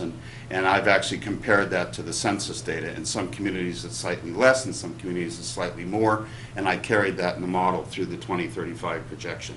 But I think your point is that we may be having more properties, but there could be fewer people living in each house. Correct. I think part of it has to do with the aging of the population and there being fewer children and more older people living, in smaller households. Right. Although, Should be a whole new turnover by 2030, though. although I guess I would argue that 5 people in a 5,000 square foot house might be different water consumption than 5 people each having their own 1,000 square foot house. So the square footage is exactly the same, but there are 5 structures as opposed to 1 structure, but anyway. That's all. That's semantics, I guess. A question on the current water management Yes. withdrawal permit is what number? You said it's minus Oh, 2.237. so the 2035 need versus the current Water Management Act permit allowance? Yeah. In 2035, you'll be needing 237 gallons a day less. Million gallons? Yes. No, 237,000 gallons a day, 0.237 million gallons a day less. Okay. And Here, so it's what's- probably better that why don't you take a look at this? Okay. This compares projected water use for the communities across the South Shore. This is in the MAPC South Shore region. You can see Scituate here, relatively stable as compared to some other communities like Hingham Hull, Braintree. Let me guess, Braintree has, I'm thinking, a pretty leaky system right now. You see, once they get those leaks fixed, they're going to do much better. So Scituate is fairly stable in its future need versus its current use. Does that explain it better? Yeah, I just was asking, what is the current permit limit for Scituate right now? The current permit limit is, The 1.6, or is it higher than that? I don't know, I'll get that for you. Okay. It's just under. Will it change with this new permit? It will likely not change with the new permit. So it would be the same number. About the same, but that's DEP's venue. I don't want to speak for them. Okay. There are some changes going on regarding things, you'll hear things like baseline and things like that you should be so glad, sir, you're not involved in anymore. But anyway. Yeah. But the current permit is, yeah. Boy, good point. See, this is an abbreviated version of a much bigger presentation that I do on this. You tripped me up. Thank you for that, Jim. You just need the big number. I have it in another PowerPoint here, but anyway. So, that's the quantity issue, all right? And that's just a little bit of backdrop to let you know what our history and a profile of our water use in Scituate. The Water Resource Protection District bylaw really addresses quality. The purpose of the bylaw is to ensure a safe and healthy water supply for our residents and our commercial interests. The state regulations integrate with the federal regulations under the Clean Water Act. Every drop of water that gets delivered to your home undergoes approximately 100 different various tests to make sure it's clean and it's safe and it's as good for your elderly residents as well as your newborn babies. Because we have 2 sources of water, both groundwater and surface water, we need to adopt rules that protect the water surfaces in what the Department of Environmental Protection calls a Zone A for groundwater and a Zone 2 for surface water. All right? They just have different definitions given the different types of source of the water supply. All right? So, when the water protection bylaw was presented, drafted last year, Laura did a great job. She followed all the rules of what to do and had a whole section on how to protect the water for a Zone A. And then, if you recall, there was a whole section on how to protect the water for a Zone 2. And then you kept reading. And then you had to read what to The way you do. have it now is much better. Huh? The way you have it now is much better. Well, I got to build up the excitement. What do you do if they're overlapping? if in fact the Zone A and the Zone 2 overlap. So there was a whole section on that. And as good as the bylaw was, as protective as it was of our safety and health, it was confusing, let's be honest. So what we did is we went back and we simplified the format. We've created a table that identifies the protective steps the community needs to take for each issue which may threaten its water supply. The table identifies whether the issue is relevant to groundwater or surface water or an overlapping area. In the overlapping areas, where it's both a Zone A and a Zone 2, the more stringent, the more cautious practice is the one that's recommended. The result is that the bylaw is only 12 pages in length versus the previous draft, which went on much longer, and we feel it's much easier for even developers to understand and to read. See? I thought you'd be happy. I might get one right this time. So as you can see, this is just an example of one of the pages. Here it discusses the issue, human or animal cemeteries, all right, automobile graveyards, right, and says whether they are restricted, not allowed, in the Zone A, the Zone 2, or the overlap. All right? And so this is the format that has been adopted, and we hope you find it fairly easy to work with. Can you go back for a second, John? Sure. So where you take the animal cemeteries, you've got a Zone A, Yeah. and you've got an overlap, and overlap means a Zone 2 overlap? If the Zone A overlaps with the Zone 2, yes. And so that's indicating that the Zone A applies to the Zone 2 as well. Is that how that, I'm trying to figure out how you read overlapped that. area, in the overlapped area. In the overlap there. Right. But Zone 2, you can have a human or an animal cemetery. Okay. In fact, there was well, never mind. About 10 years ago, there was a proposal to have a cemetery relatively near to our reservoir.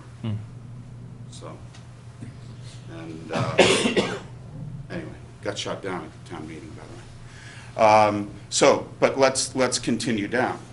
Automobile graveyards, just to stay with, it's not allowed in Zone A, it's not allowed in Zone 2, it's unnecessary to put a check mark in the overlap because we're already have it covered. All right? My understanding is that we've handed out to the audience the draft bylaw with the table, and I believe you have drafts as well. So let's talk about the delineation of the map. Could I ask you a question before you leave the table? On the table? Yeah, on the table. In your view, is there anything that's going to be particularly difficult to work with? Define difficult. Something that's common now that maybe is being prohibited? Or is this kind of a rehash Probably of not what's... the best judge of that. This board deals with those issues a lot more than I do. I'm just wondering if there's something new that's sort of added to this concept, to this table here, that wasn't carried in the original. In the table. I think the only Can thing... I bounce area. that one to Laura? Is that fair? Yeah, I'll take it over here, bounce it over here. I think the only thing that is a little bit difficult, which John and I have talked about, and I think he has some good approaches on how to mitigate it if possible. At the very end of the table, they talk about impervious surface. And if you are in the Zone 2, it's not such a big deal. If you're in the Zone A, it's pretty cut and dried what you can do. And you can't have more than 20% impervious surface. Excuse me. Bless you. Where did the 20% come from? It really came from DEP. That's DEP. You know, where they got it from, I don't think anybody knows. Because the way it is now, we end up that it's 15%.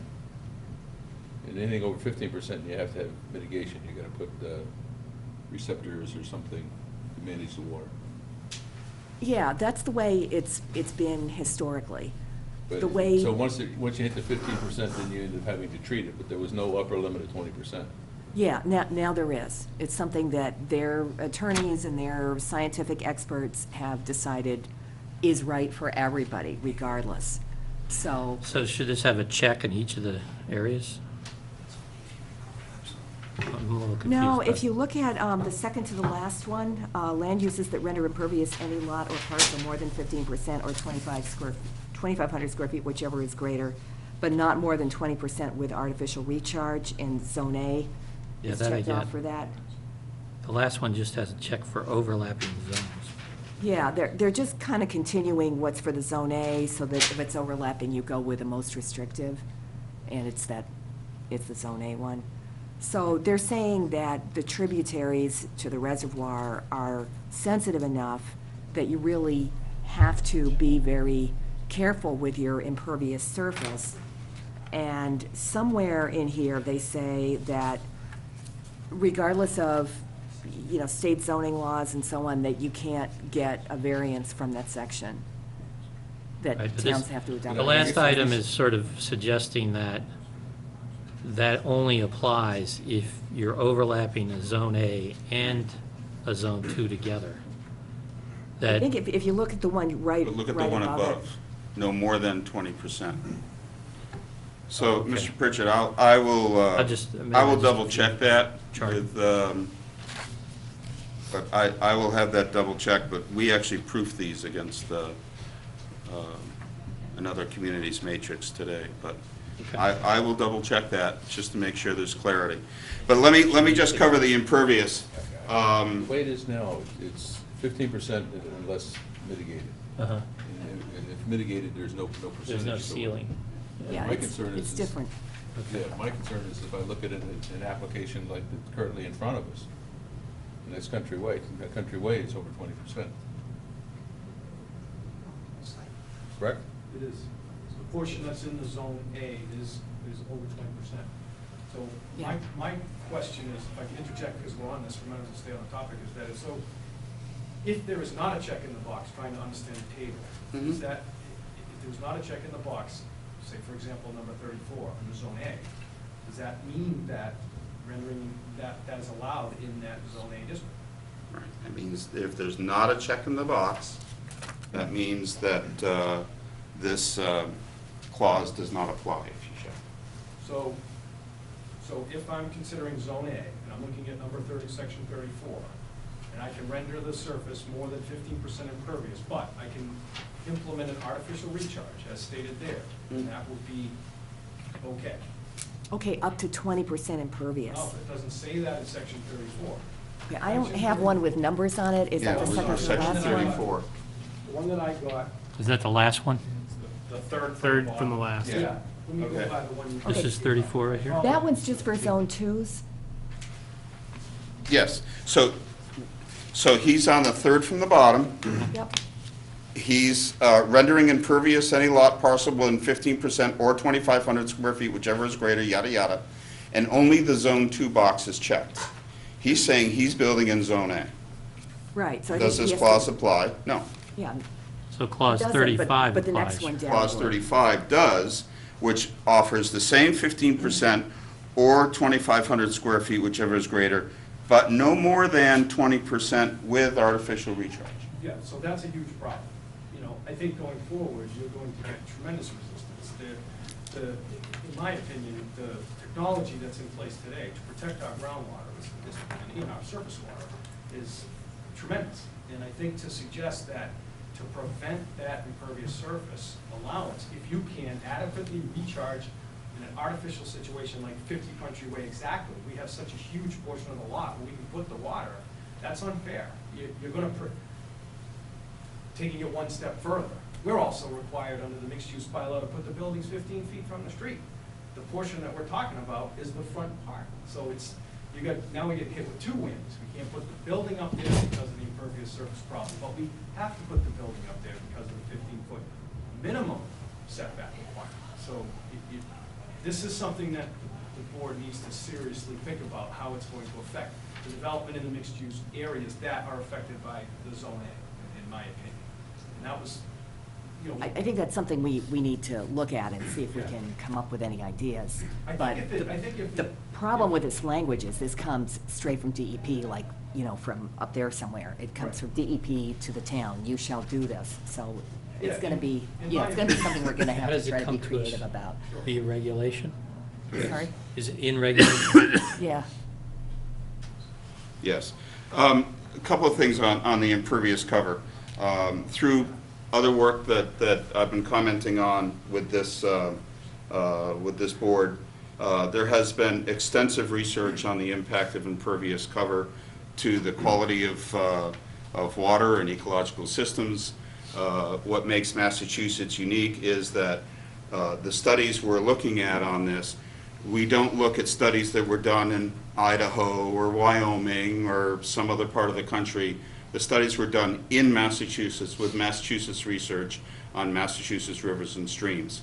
And I've sent a link in discussions with some other business before this board on the study, and I'll be happy to send it to you again, that essentially impervious cover is shown to be a very strong indicator of ecological health and water quality health. And actually, this clause created by the DEP predated that study.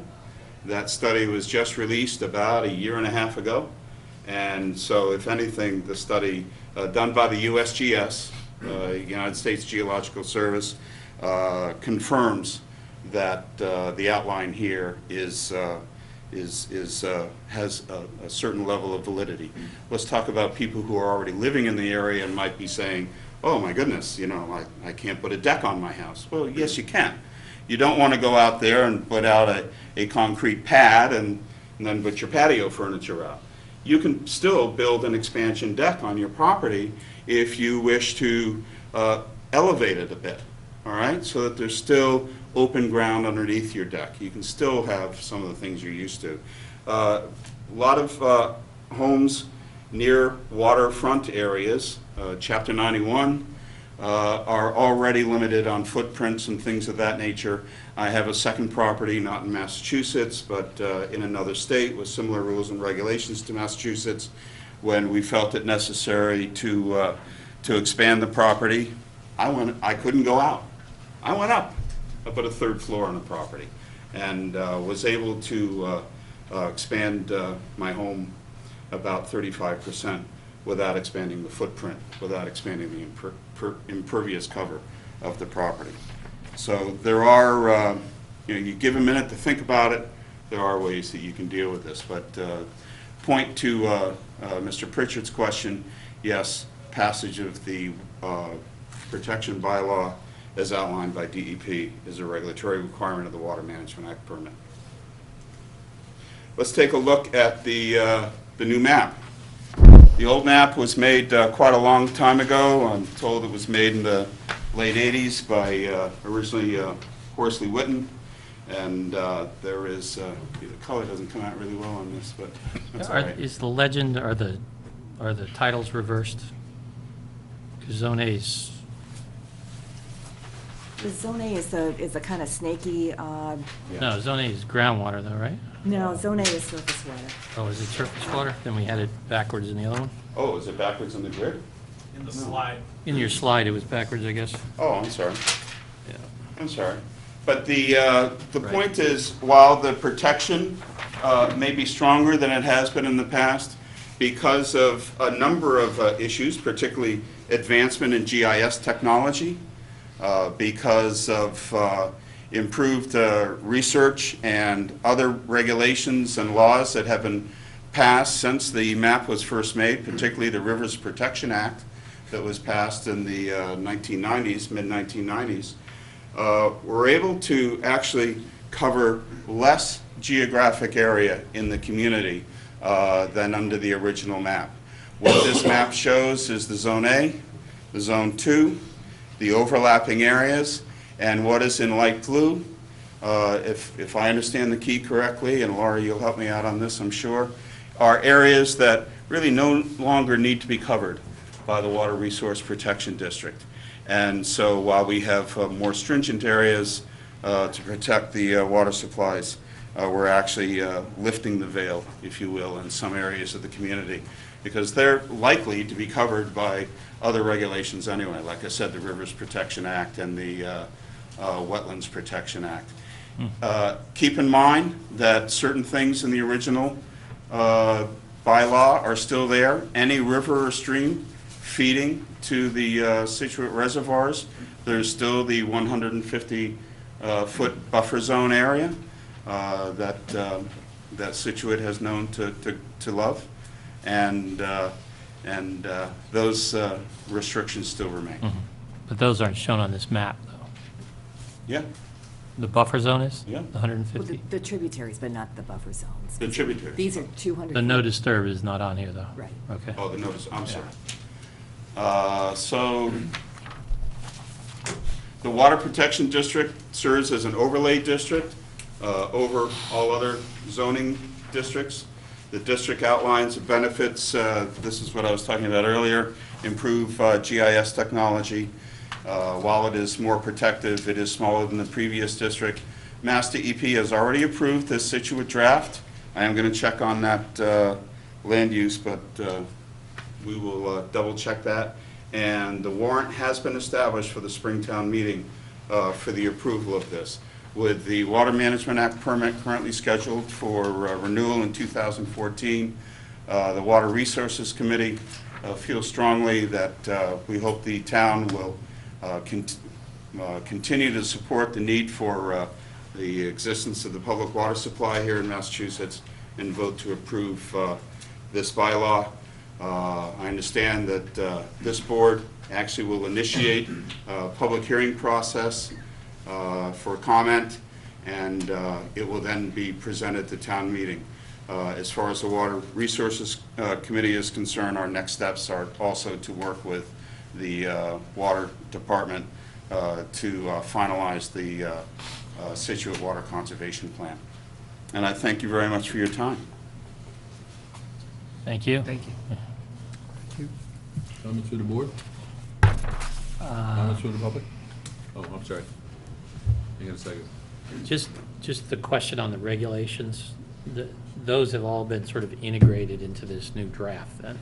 Yes, Okay. yes. And that's basically what's in here is the state regulations, or is there something that's Exactly. more restrictive from a town level in here? Well, the 150-foot buffer is more restrictive because you can't do anything in it. We've had that anyway, right? And So- we've had that for a long time. Right. Right. But there are no other kind of changes like that, other than what's, the state has sort of. No, we talked about published a as couple, far as but the they regulation. were Okay. sort of in a good place right now. Okay. Do I say anything or let that die? There was a request from one of the members, particularly, and I'm not going to single you out, you remember who you are. There was a question posed to the Water Resources Committee here in Scituate as to whether we would consider nitrogen limits in either the Zone A or the Zone 2. And I've researched it. I have a proposal for it, but we feel it's best to come back to town meeting another date. The importance of this as is, in being as consistent with the DEP regulations as possible, is an important first step. We can talk about more stringent work that goes beyond the DEP requirements with nitrogen limits in particular water protection districts later. We really felt it wise to table that for another year. For the point that was made earlier about the 15% or 20% with artificial recharge, let's just say, again, theoretically, that Scituate wanted to do 30%. That would not be possible, like the DEP, that's coming directly from the state. Yes. That's what you were saying, right? Correct.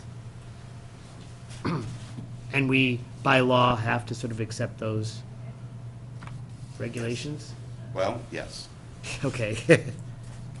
Yeah, I mean, it's a condition of the. It's a condition of the Water permit. Management Permit, Act. okay, If yes. if we wish to renew our Water Management Act permit, continue to provide to the people of Scituate 1.6 million gallons per day, then we need to pass the bylaw. All right? Without the bylaw, we don't get the permit, and then it's, everybody puts in a private well, I don't know. Okay. You know, it creates a difficult situation. All right, thank you.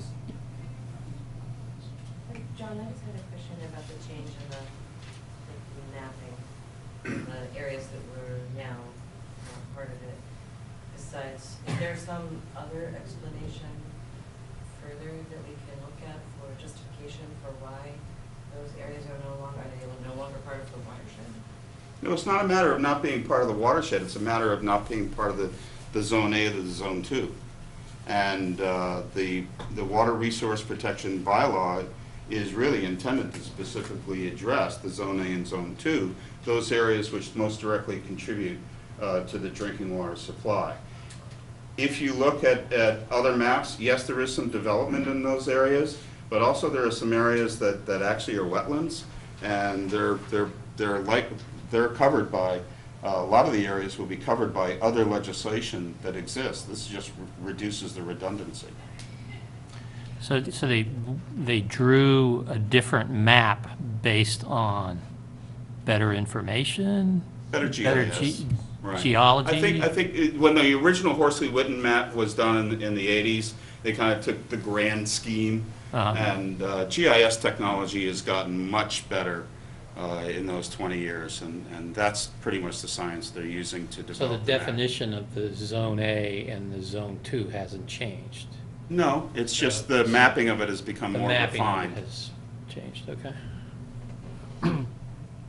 And are there, I'm assuming that this is like new going forward, other properties are grandfathered in, per se? I guess what I was trying to think about this, like in the case of what we were talking about, again, with this 20% artificial recharge, like let's just say South Shore Plaza sits on top of a groundwater for Braintree, as an example, something crazy. I mean, they wouldn't have to meet this, right? They'd be grandfathered in? Yeah. Okay. And in fact, you might see some uses here. Now, Bill, I'm going to quote you, and you'll correct me if I'm wrong, but my understanding is that, let's say there's a property, there's a business doing something here in this chart that this chart says shouldn't be doing. Well, it's an existing business. This does not put them out of business. But if that property should sell, the new owner would not be permitted to do that type of business. Is that fair? Right? I don't think it's that restrictive. That's I kind mean, of a taking, If the isn't business it? is established, it can keep going. Yeah. Expansion might be different, but just keeping the same business as is, that wouldn't Okay. be changed. Well, Yeah, I that's- can't imagine you would. That's had the a say purview or of this eliminate board, not that. the That Water would be- Resources Committee. That would basically be a taking of his economic. Yeah, But yeah. if the use If somebody changes. has a car wash and they Use want to sell it, changes. they can sell it. Yeah, agreed. I guess I misunderstood, it's change of use. Yeah. So if he wanted to change it to an animal cemetery, he If they could do wanted to that. go from an automobile junkyard to an animal cemetery, they might have They some got, problems. they got 2 strikes and they haven't even been to bat yet. Yeah. Mary Ellen Schloss, 50 Manlot Road. I just have a question again about the mapping. It seems like it's a different approach, not just that the mapping has gotten better, because it seems like the prior approach was the watershed, we're going to protect the entire watershed. Now it's saying, well, no, we're going to protect the Zone A. So I guess I'm a little unclear about that difference and what was included before in protecting the entire watershed. Was there a difference in what was protected in all of the watershed versus what was protected in the Zone A? Is there a decision now not to kind of have that same layers? Obviously anything in the watershed is eventually going to make its way into the actual water bodies. Is there a decision not to protect the entire watershed? Well, I'm going to start by saying, I wasn't around when the original map was made in the 1980s, so I can't speak to the thought process that went on then. From what I've seen, the objective here for this bylaw is to protect the Zone A, Zone 2 in compliance with the DEP regulation, and that's what we have tried to do. If there is other watershed issues, remember that a watershed is a natural system that has certain cleansing capabilities in and of itself built in. So if there is something outside of a Zone A, outside of a Zone 2, it is understood by the science that DEP base its judgment on, that the natural system should be able to address that without the additional needs. Now, that having been said, there is also the Wetlands Protection Act, and any wetlands in this area, even if it's not covered by the overlay district, still subject to the Wetlands Protection Act. The Rivers Protection Act, passed in 1995, 1996, has come in since the original map was made, and that establishes a 100-foot buffer to any river or stream in Massachusetts, let alone whether it's feeding our water supply. In Scituate's case, because of Scituate's particular concern for its drinking water, we have established for any river or tributary feeding our surface water supplies a 150-foot buffer, which is even stronger. So that buffer, that doesn't change, that 150-foot No. buffer is the rules in that area is just. It's a local, Well, that's that's a not- local yeah. That's local, That's. restriction. That's being kept even though DEP doesn't require it. local tradition. But this map is only, the original 1980 map is only captured in this, the existing bylaw for the Water Protection District. In other words, this doesn't exist in some other zoning. No, it's Right, so part of the we definitely zoning. are changing what is inside. Right, but Protection keep in area. mind, the 150 is still there.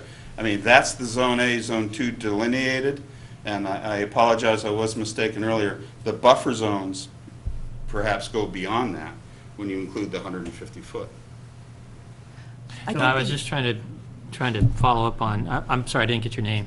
Mary Ellen. Mary Ellen? Yes. I was just trying to follow up on Mary Ellen's question, and it's a good question in terms of, you know, was this line that is here, was it established for multiple purposes when it was put in the original bylaw, and by changing it now and agreeing with the DEP's approach, are we taking out other protections we had originally built in that were not state-driven but local-driven? Yeah, I think it definitely was local driven. It was delineated by Horsley Witten, who at the time were really the premier consultants in groundwater protection, or, you know, among the premier consultants, I think, in groundwater protection. And the way they delineated those things at the time was based on topography. So they delineated a watershed, but they took a real broad brush approach to it. And it's interesting that they really got most of the Zone 2 and most of the Zone As. There are a couple little Zone A pieces that they didn't get, so those have to be brought in. And at the same time, there were a lot of areas that they regulated, that they, you know, recommended that the town regulate, because I think they were being conservative about the town's water supply. And I think what happened was everyone got used to that, and, you know, but, I'm sorry, what were you gonna say? I was gonna say the watershed is where the watershed is, I mean, if it's a different Yeah. approach, it's just saying, but that's, and it's based on topography, so. it's just- Yeah, I think it is a different approach. They're saying that you really can't regulate everything in the watershed, and that you don't need to regulate everything in the watershed.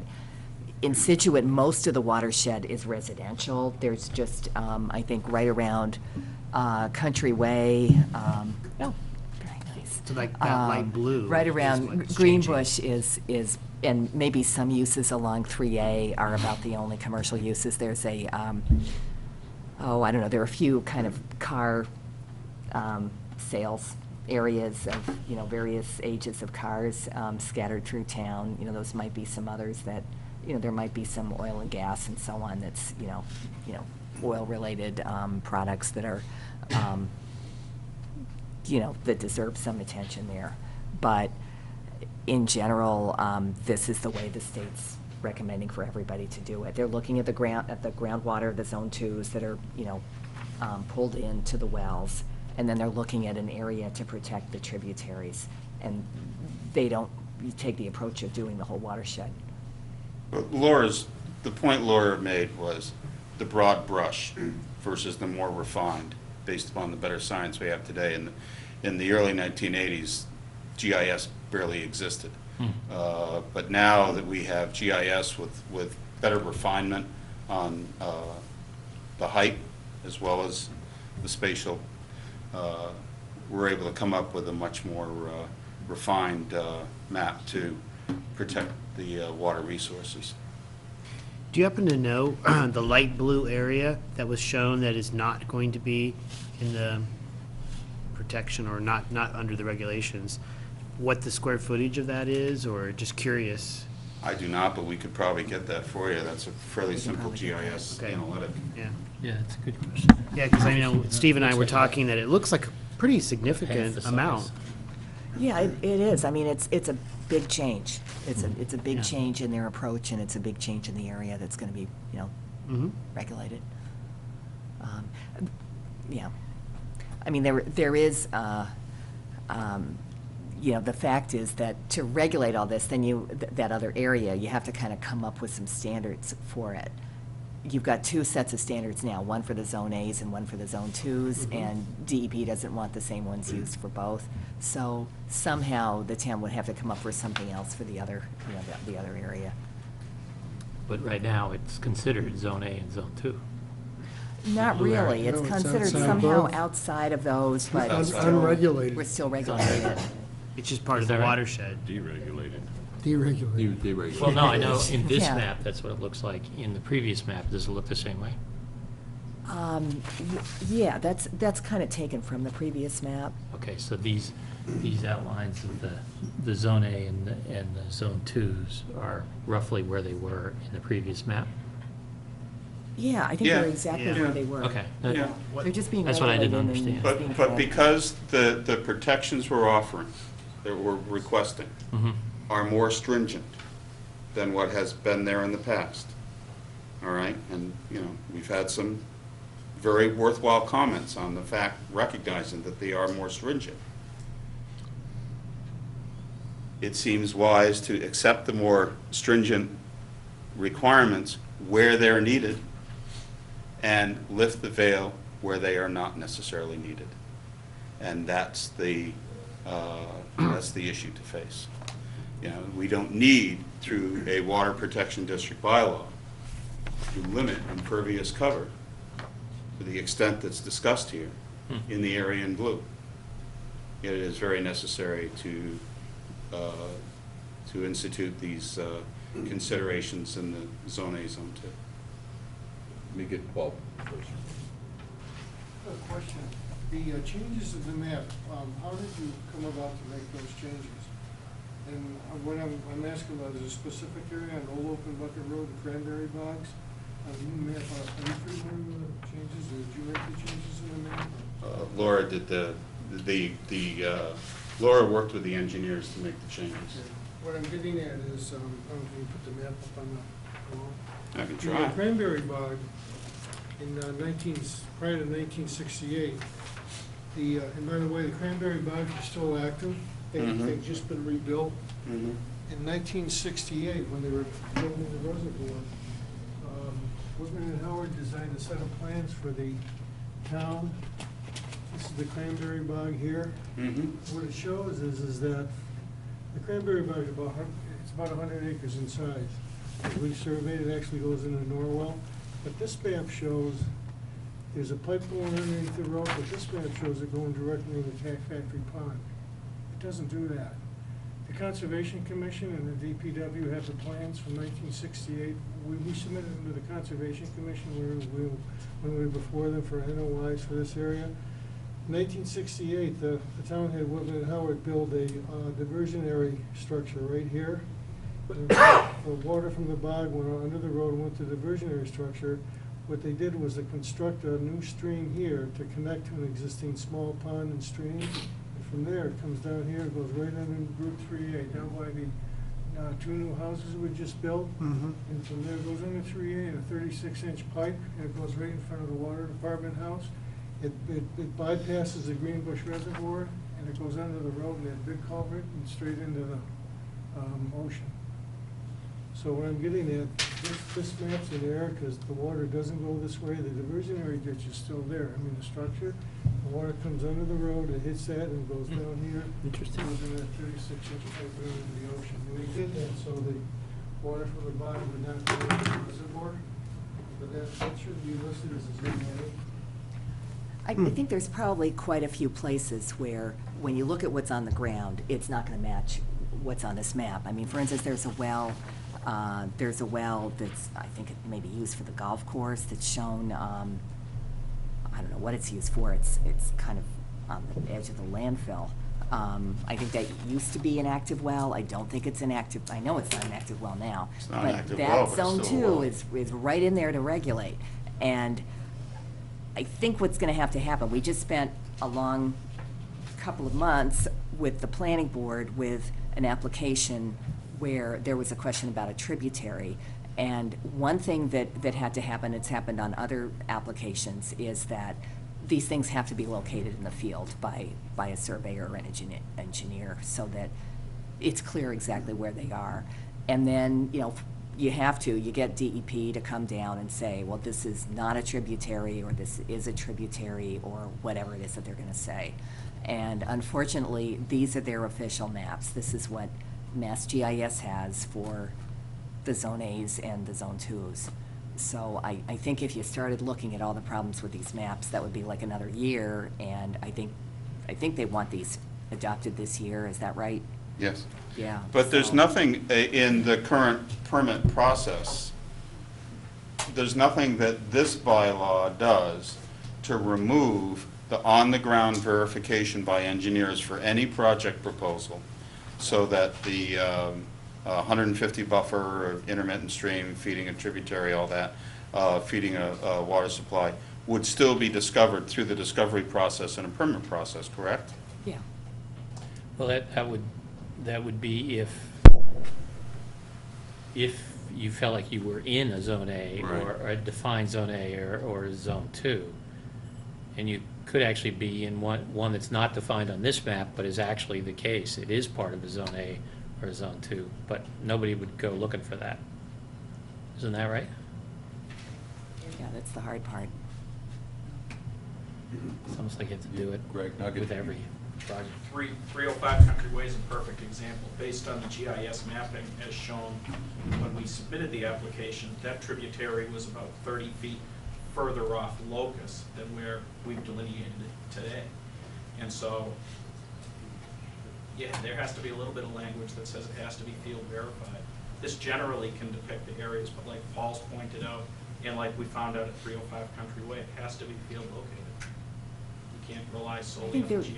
they're definitely accepting field verification Yeah. at DEP, so I don't think there's really a problem with that. Yeah, the beauty of the larger boundary is that sort of everything inside of it needs to be at least evaluated as to whether it's in the Zone A or Zone 2, right?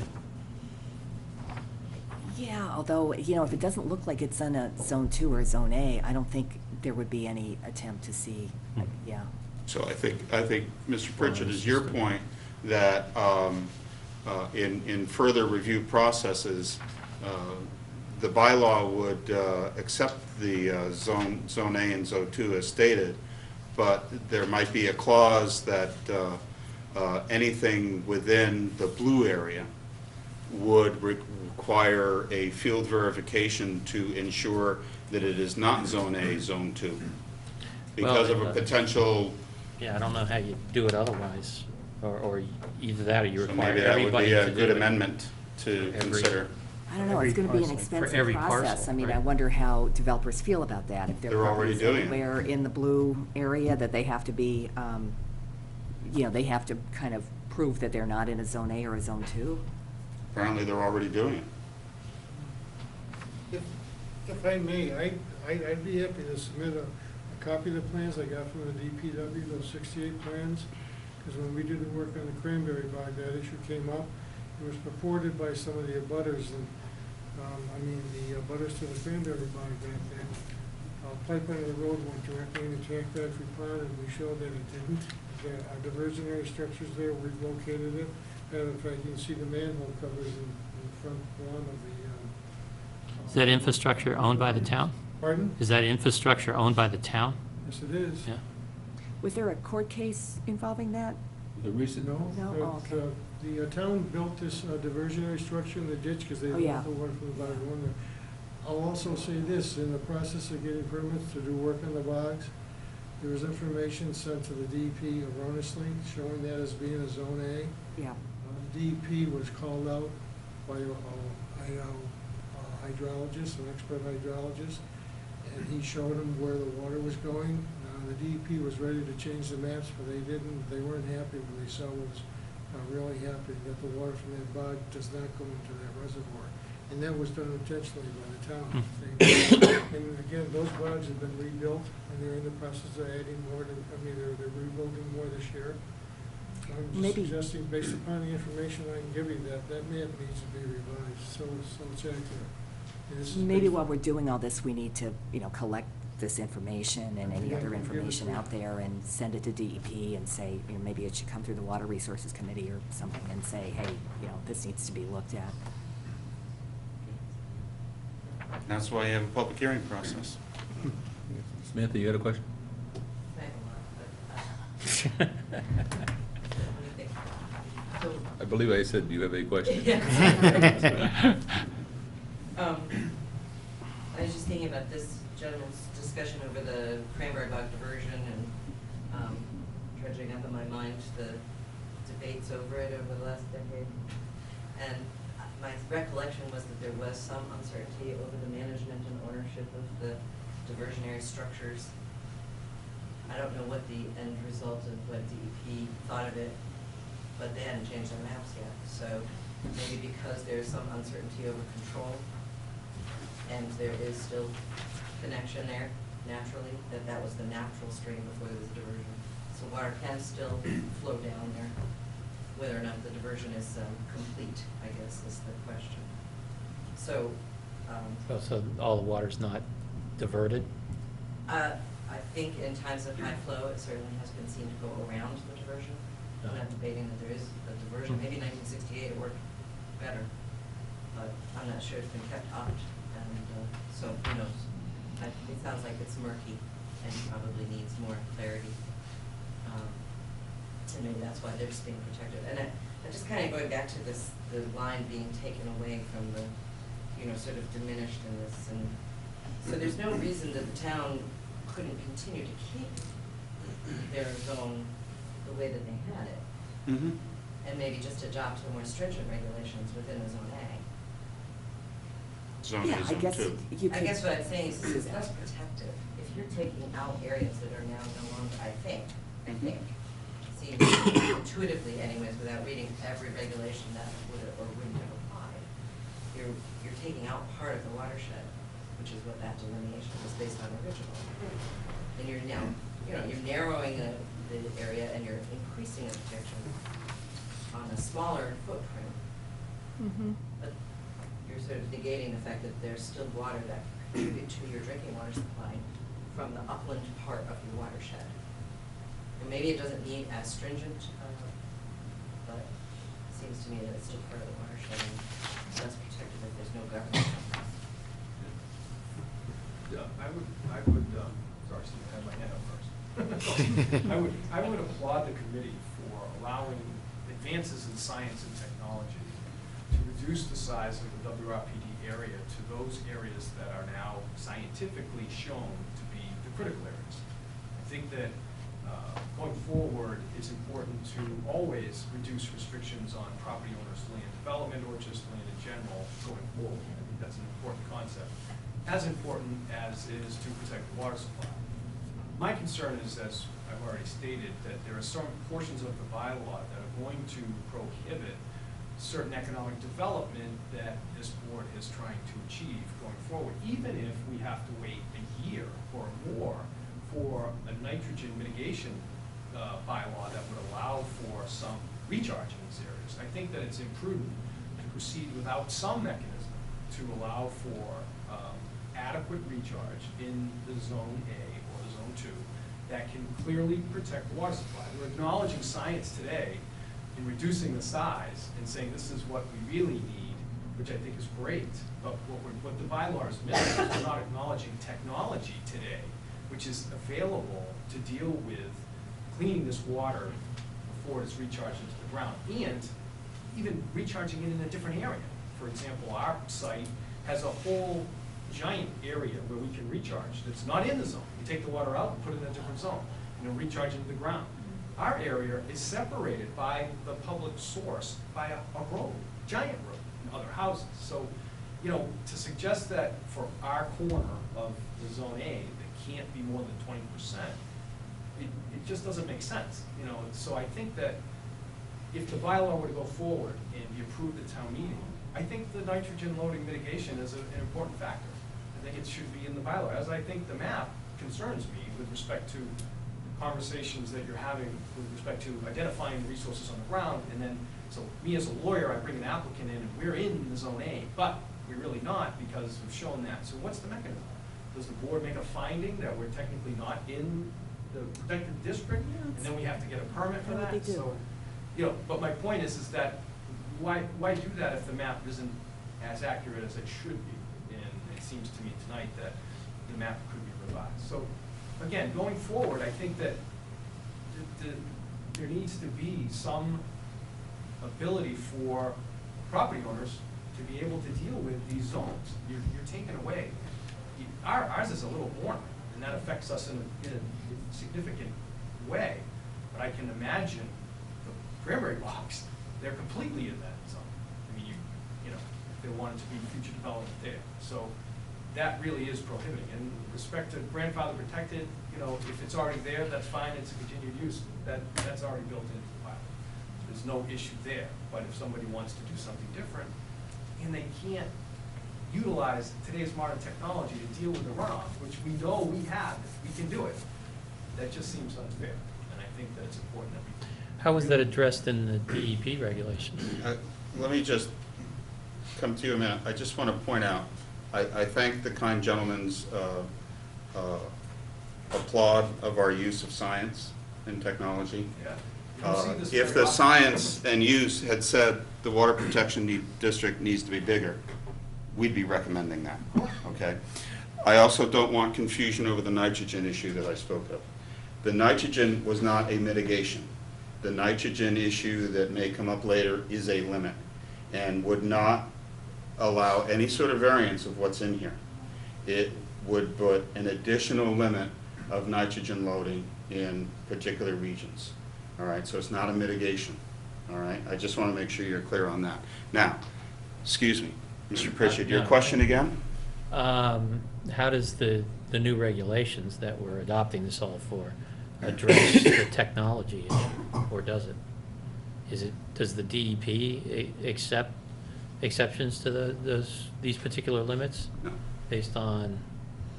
No, and as a matter of fact, I'll probably say something I shouldn't, but next month you'll probably see even more strict regulations coming in on the Water Management Act. But more of the more strict Water Management Act regulations there will be some impervious cover impact even greater, but most of the new regulations under the Water Management Act will have to do with withdrawal limitations. There will be mitigation efforts in the new regulation package that's coming out in about a month, but it's more mitigating impervious cover, trying to reduce it in order to offset the depletion that's happening to the water table because of withdrawals. So his point about the impact of pollutants and things of that nature, which I think is his point, there's nothing that I'm currently aware of. But I'm still... Well, I guess the question is really, okay, we're in a Zone 2 or Zone A, and we want to go above this 20% limit for whatever reason. We're constructing something, and we think there's technology out there that solves the problem that the 20% limit was created to resolve, right?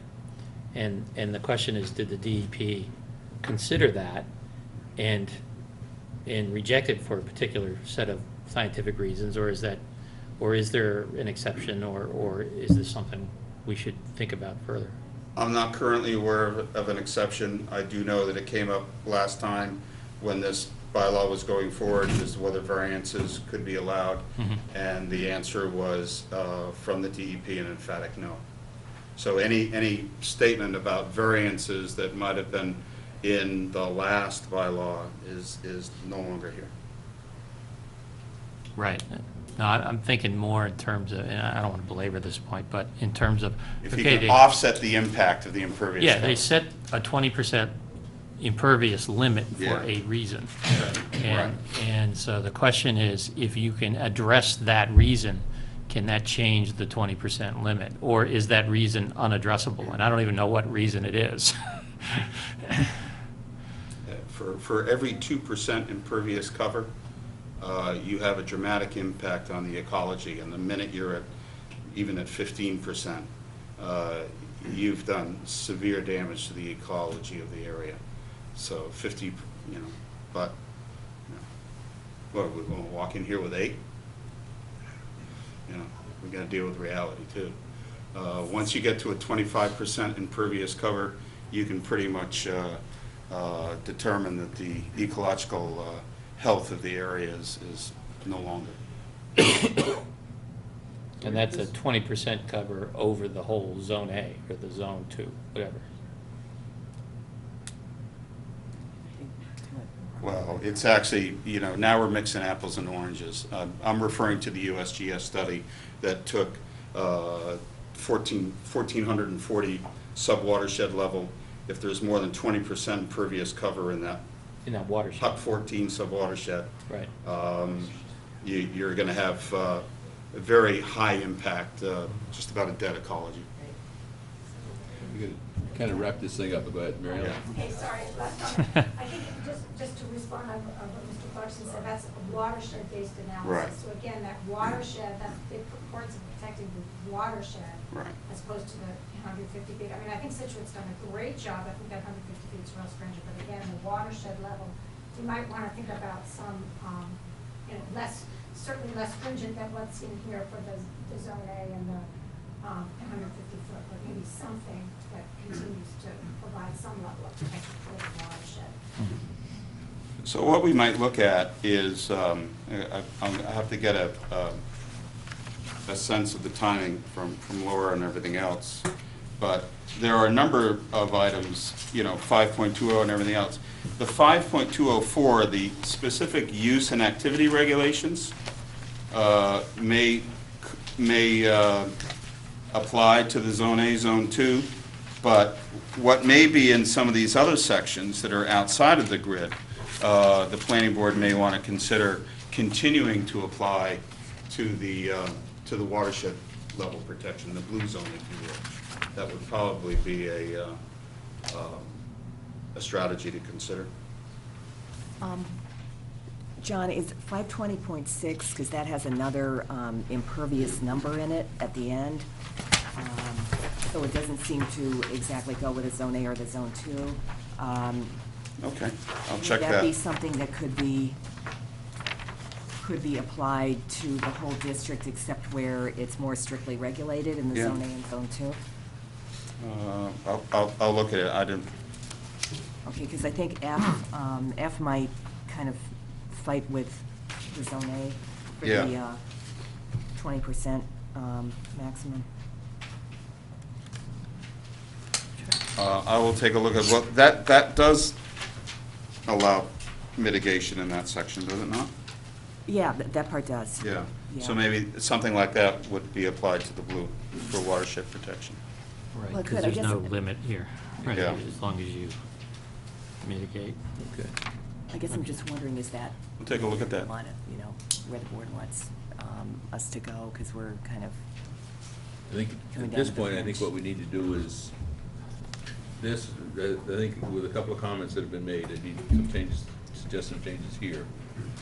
With that, I think what we need to do is to at least publish it to begin the public hearing process. Right. yep. Okay, now, do you formally need a vote, or should we formally vote to come back up and put this language out as the basis for the public Well- discussion? Feels like there is consensus on that. Well, If you want to vote, that's fine too. Is that what we need to do? I No, think you don't that's, need that's, to. Huh? You don't need to actually take a vote at this point. Okay, and it's fine. Yeah, as long as, you know, As Karen long and as I we're are not clear what holding you it up, wanna do. so that Yeah, you've got let's something move that can forward. go ahead and be published, which then brings out in further detail the discussions, points that we're making tonight. I just have a clerical question. Why did they eliminate the numbers in the final draft on the uses? I think it would be helpful, being someone who drafts applications and decisions. I don't know. The numbers. Yeah, I think mean on you're the right. table?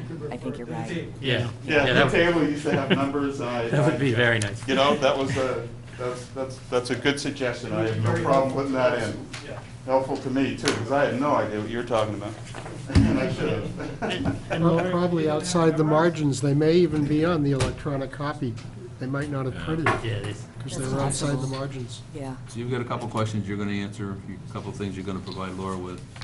Can we just go through really quickly what the changes are that we talked about? Yep. Okay, so we're gonna, kind of working backwards, we're gonna add numbers back to the table. We're gonna put something about, verification, field verification of whether properties are in a Zone A or a Zone 2. We're going to, Field verify Zone A, Zone 2, if in the blue area. if in, okay, so we're gonna keep the blue area. Well, no, because if it's in a Zone A Has or to be Zone 2, every- you got to verify it as well. Okay. Because it may not actually be, Okay, right, as, I'm fine with that. Yeah.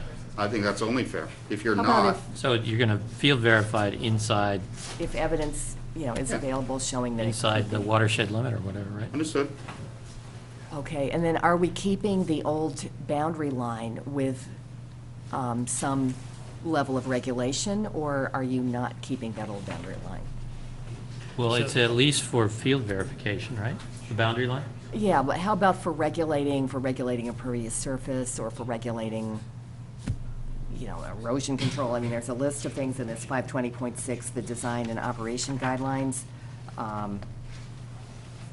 that So seem did like- all of these apply in that larger zone before? Yes. Yeah.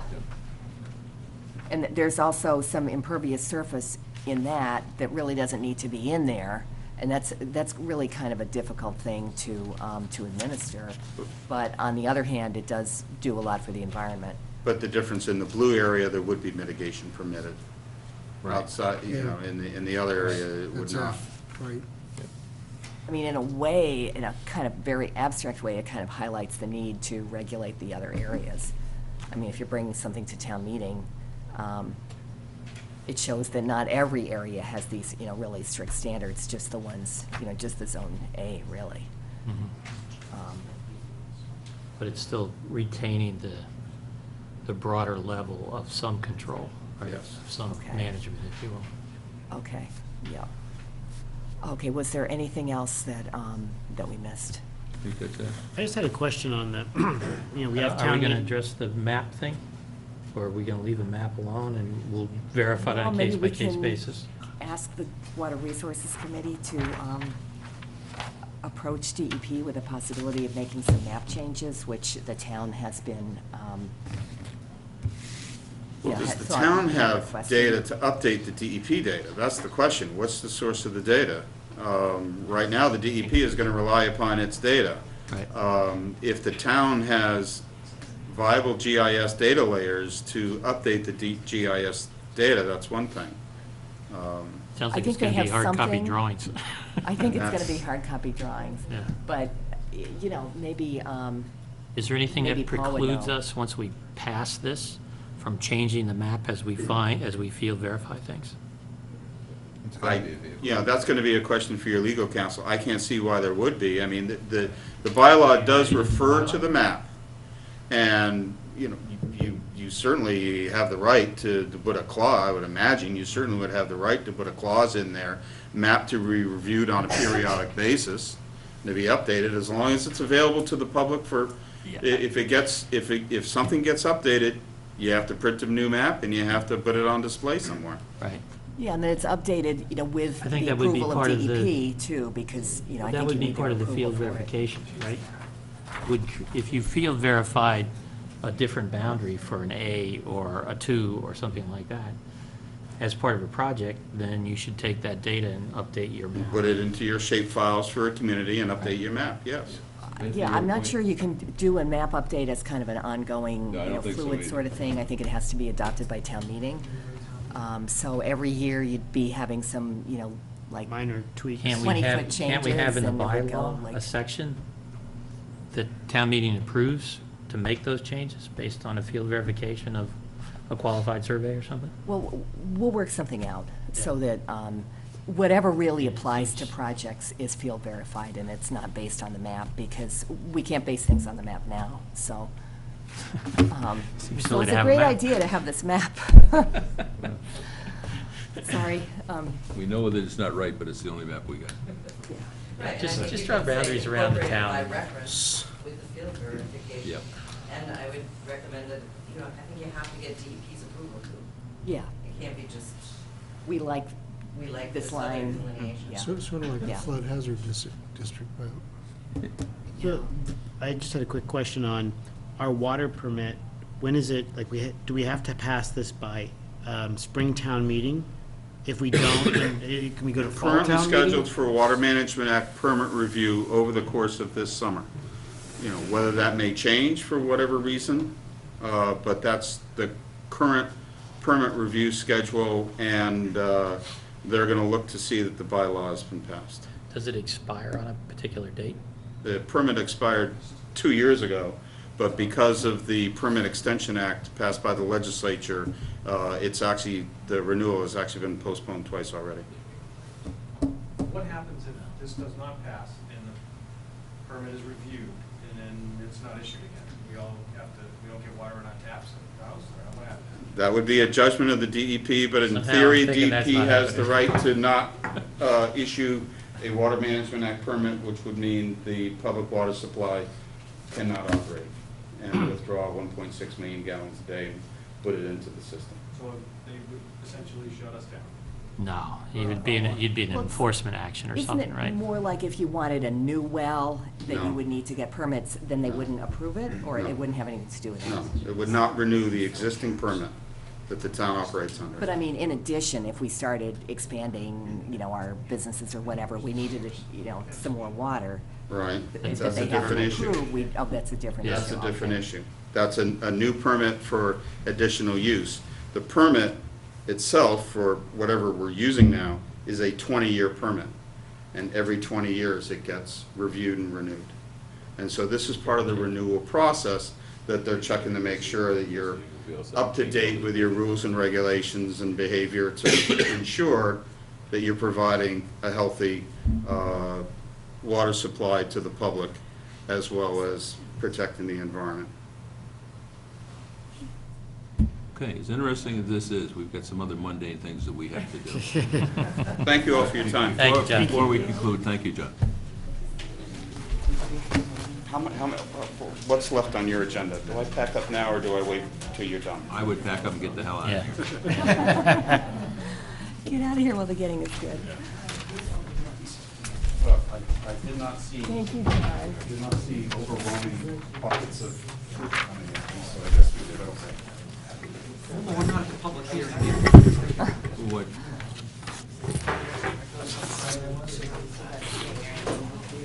No, I think we need to go out in the hallway and tell Glenda that it's actually 9:30 and we're ready Yeah. for her.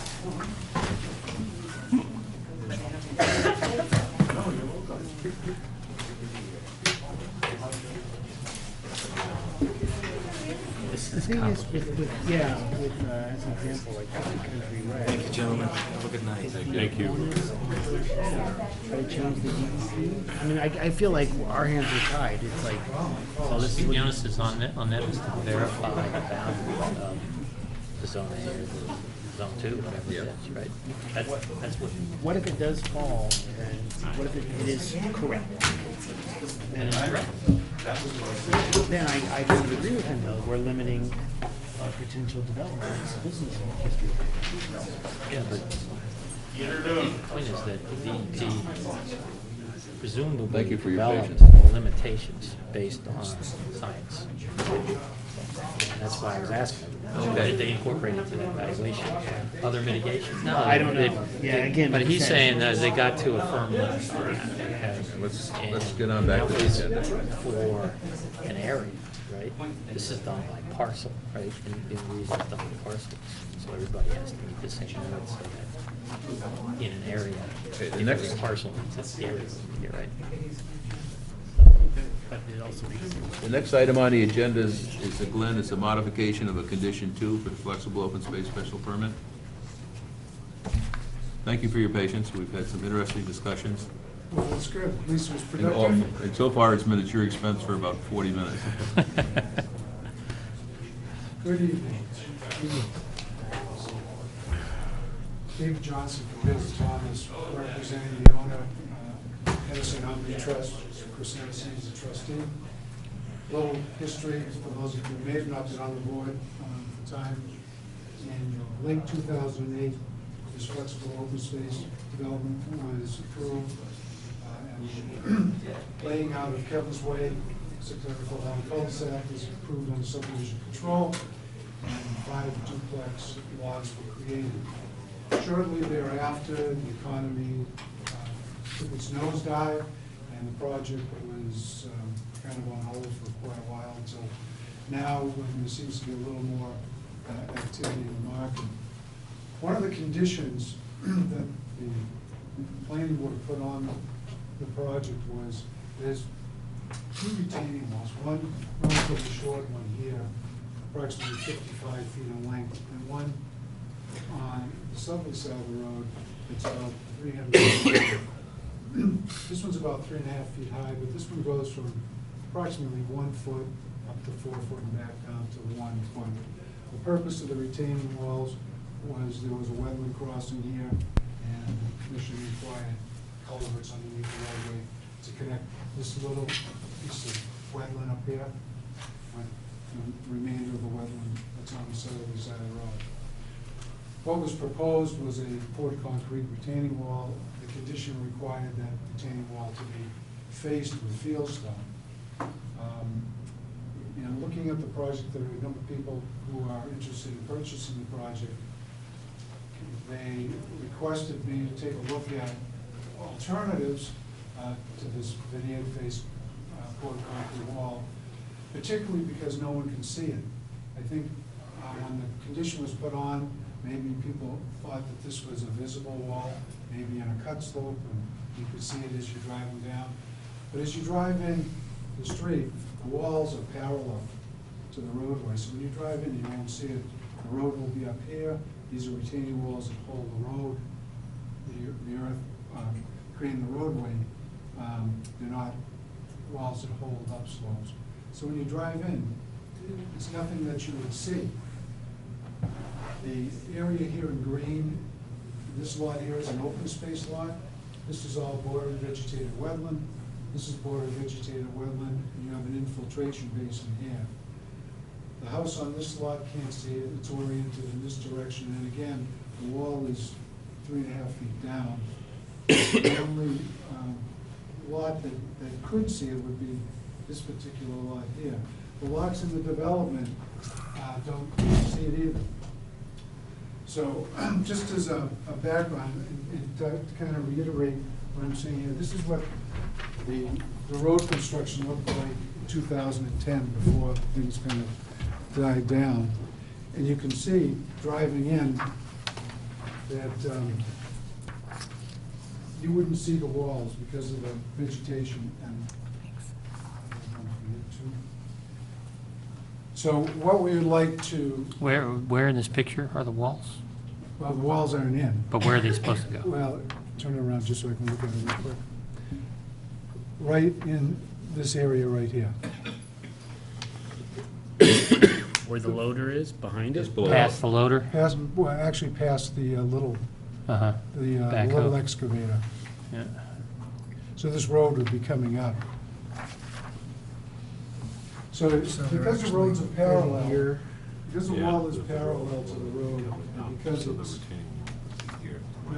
holding earth distance, there's no way that you Got can the see the it road, you've got a driving in. shoulder, and then the shoulder What are you falls supposed to down. do? So the We walls want to are use actually a Oh, okay, a little Kind of further section out. the shoulder. block wall, we'll say. So you don't see the walls from the road. Who's that? I want to make sure I'm Well, I right think on he's saying this. that the road Yeah.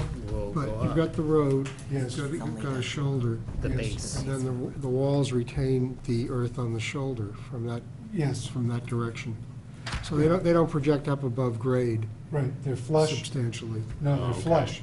The road, the retaining walls are holding the earth within the roadway back, so when it goes through the wetland is not disturbed. Right, any but not the more than- road itself. You're actually retaining earth, that's the shoulder of the road. That's Right. the Will you verge, see the wall? not the paved part of the road. We see the top of the wall? No. Top of the road is flush with the, Well, conceivably, you will. You'll see the Little cap. 12-inch, 8-inch thickness of the wall is, Yeah, that's what I was asking. as a strip. It's not of- covered, Right, right? yeah, there's a cap. But it's- With the segmented block wall, there's a cap. right. So what we're seeing in the picture here is basically the road, like potentially, I mean, the road base. You need to build this road up, Yes. right? Right. And so on the right and left would be the retaining walls that you would then, the road surface would be built up at that Right. point. So, But the wall itself is not along the edge of the road. There's green, as you drive along the road, as I understand it, you're going to see a green verge of a particular width. Looks like it's on the road there. No, because Maybe you're I seeing can't see it you're well. looking at the right-of-way, not the pavement. the wall is along the right-of-way. That's the entire On this side right-of-way. that you see in that picture, I on this can't see side, it that well. there's landscaping. On this side, there's a sidewalk, and the wall goes along the back edge of the sidewalk. Okay, so it actually does have pavement, at least in some areas, right up next to it, where the Right. sidewalk is? Right. Okay. Is there going to be any kind of like a little guardrail or something? Yeah, what's to keep it from Guardrail's falling shown off? on the approved plan. It's a guardrail where it crosses, and here it's at a height of 4 feet. Uh-huh. There's none Got down it. here. Sorry. So mounted on the Steve, concrete. I'm not quite been right. I apologize for misleading you. Okay. Right, the area that you see cleared there is not, on the right side, is going to be taken up with the grass strip and the sidewalk. Yep. But I think the point is that whatever's there, whether it's a fieldstone wall or a segmented block wall, You're only going to see the top cap. you can see the top cap. When you drive over it, you're not gonna be able to see it. This is all, as I said, this is all wetland or open space, and that wetland is gonna eventually just grow right back up against the wall. Same on this side. So to put the kind of effort into constructing that wall with poured concrete and stone facing didn't seem like it prudent. So you're asking to use lock block or some similar? Yeah, I've got, this is one particular product that the person looking to develop it would use. This happens to be a random type of wall rather than just all the blocks are the same. This is, I think, called a 3-block wall. There are 3 different sizes and shapes that would give it a little. And actually, I also have the colors. The color palette that I'm showing you actually is a nicer looking wall than that, I think. It's more of a, looks like a hand-laid block. But if this were the retaining wall and the road was on this side, is it going to be backfilled? The road would be up here. That's what I'm saying. So Yeah. what I'm looking at would all be backfilled. No, No. this is the face of the wall you'd see. If you were standing in the If you're wetlands. Yeah, standing he's in saying the there's no way, even when you're coming up the road, you wouldn't see it. All right, so it's not covered by anything. No, It's there. no, Okay. it's a wall face. But in order to see it, this gentleman here is correct, you have to be standing in the wetland. And there's no way to see it. It's going to be straight up and down. This one's shown as a battered construction. Yeah, there's a but you're- slight battle to it. Is there? It's Okay. about 5 inches, I think, is the battle. Okay. Bill, do you remember why the condition was? No. Sorry to put you on the spot there. No, I've been trying to remember why we I'm sure just because it remember was there was a more, discussion about it. I think that was, More in keeping there wasn't with much the- discussion about it. I think part of it was, there was a subdivision that was done just before this, where there was a field stone wall. Is there a doctor's head? Just- Yeah, there's a wall at the entrance Yeah, to at the Dr. entrance. Hill. Right. So that's a wall that you visually see when you drive Sam in. Tilden Farm? Oh, Steve is saying Sam Tilden Farm. There actually, it's a beautiful wall along the left-hand side of the road as you go in, but that's a very visible wall. Yeah. It goes up, what, 6 feet? 6 And- feet? Yeah, it was about a $70,000 wall, I think, to face it off. Save yourself a lot of time. What he's trying to do, it makes perfect sense, just let him do it. Yeah.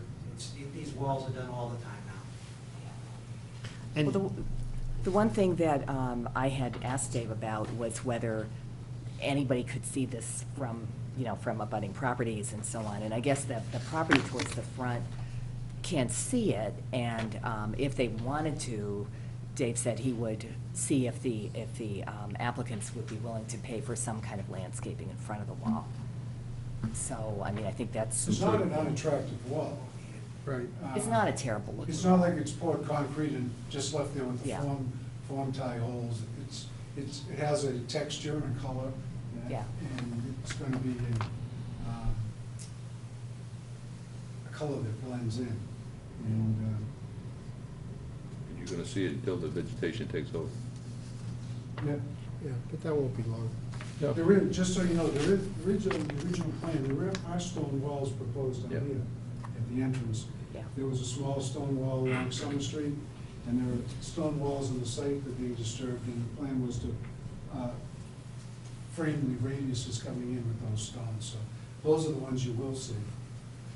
and that's not changed, right? No, all we're talking about is changing the material from poured concrete with a stone veneer face to a segmented block wall. And there's a field change, and, we're willing, if the board is willing to approve this as a field change, we'll certainly come back with some full-size samples, so you can see what they actually look like in colors, if you want. Well, yeah, I think it'd Tie be, them around your Yeah. neck. Those Throw are you- real throw you Legos. off the We don't wanna be field. confused. Was the one house, did they come in? Do you remember if anybody was concerned about it No, from an abutter point of view? as I remember the conversation, there really was not a lot of discussion, and nobody, well, particularly the house, you're talking about the one on the upper? Yeah, the one that could possibly see it, right? Yeah. No, probably And no. this is all, I think this is all, if you can see the picture, this portion here is all vegetated back there as well. We had some discussion about drainage out of the road. Yeah. But we didn't have anything about. No. about Actually, this is one of the few subdivisions I've ever been involved with where there were no abutters opposed, and there were actually abutters speaking in favor, as I recollect. It's kind of unique. Yeah. Because they were gonna get a nice Yeah, fieldstone once you wall. convince me of the wetland crossing. I They're all really don't involved want to around that prolong wall. this, but this is the subdivision where the town was supposed to get a parcel for a water Yes. holding tank? Yes. Did that ever happen? Yes and no. Okay, so if it's a long story, I don't No, want it's to hear very, it. it's very short. The town required a 1 acre parcel for a water tank. The Hennessy created the 1 acre parcel and by the subdivision plan, and then the town decided that they didn't want it. Oh, okay. Well, That's fair. You've done everything that we asked in that regard, then. You know, Well, I'm as a ready to side- decide that we don't want a fieldstone wall, and we can go with this. Yeah, well, I need a motion. Oh, yeah. Get a motion, Richard? well, I'd say my only comment would be, and I don't know if the board, if we want to review it, but that the field stone that you put on the radius on the entrance, that you try to match the concrete as much as possible, so that it In would look. color. In color, yeah, Yeah. I'm sorry, in color. So it would look consistent. That's my only comment. That's fine. Yeah, I think something darker is going to stand out less than something lighter against against whatever's there. Can we handle this as a field change? Yeah, I think so. Yeah. Do we need, a I'm motion? just kind of trying to Oh. write out a motion, Oh. but something like, move to approve a change to condition 2 of the special permit for the Glen to allow use of a Versalock, Segmented block. a segmented block wall, in place of a veneer faced wall, and to require that the color be similar to the stone at the entrance. Yeah. Okay, what she said. What she said, exactly. Okay, I got a motion, do I have a second? Second. All those in favor? Aye. Thank you for your time. Thank you. Thanks for waiting around. And I'm sorry, not that this matters at all, but you said there were 5 townhouses, is that right? 5 duplexes. Or duplexes, 1, 2, 3, 4, where's the 5th one? It's off the, There's Off the 1, chart. 2, 3, 4, and then there's one. Oh, okay, never mind then, that's what I was kind of confused at. Okay, great. Thank you very much. okay, thank you. Okay, now, what's next? Oh, Where are Form we? A. Form A, Irving Road. Irving Road.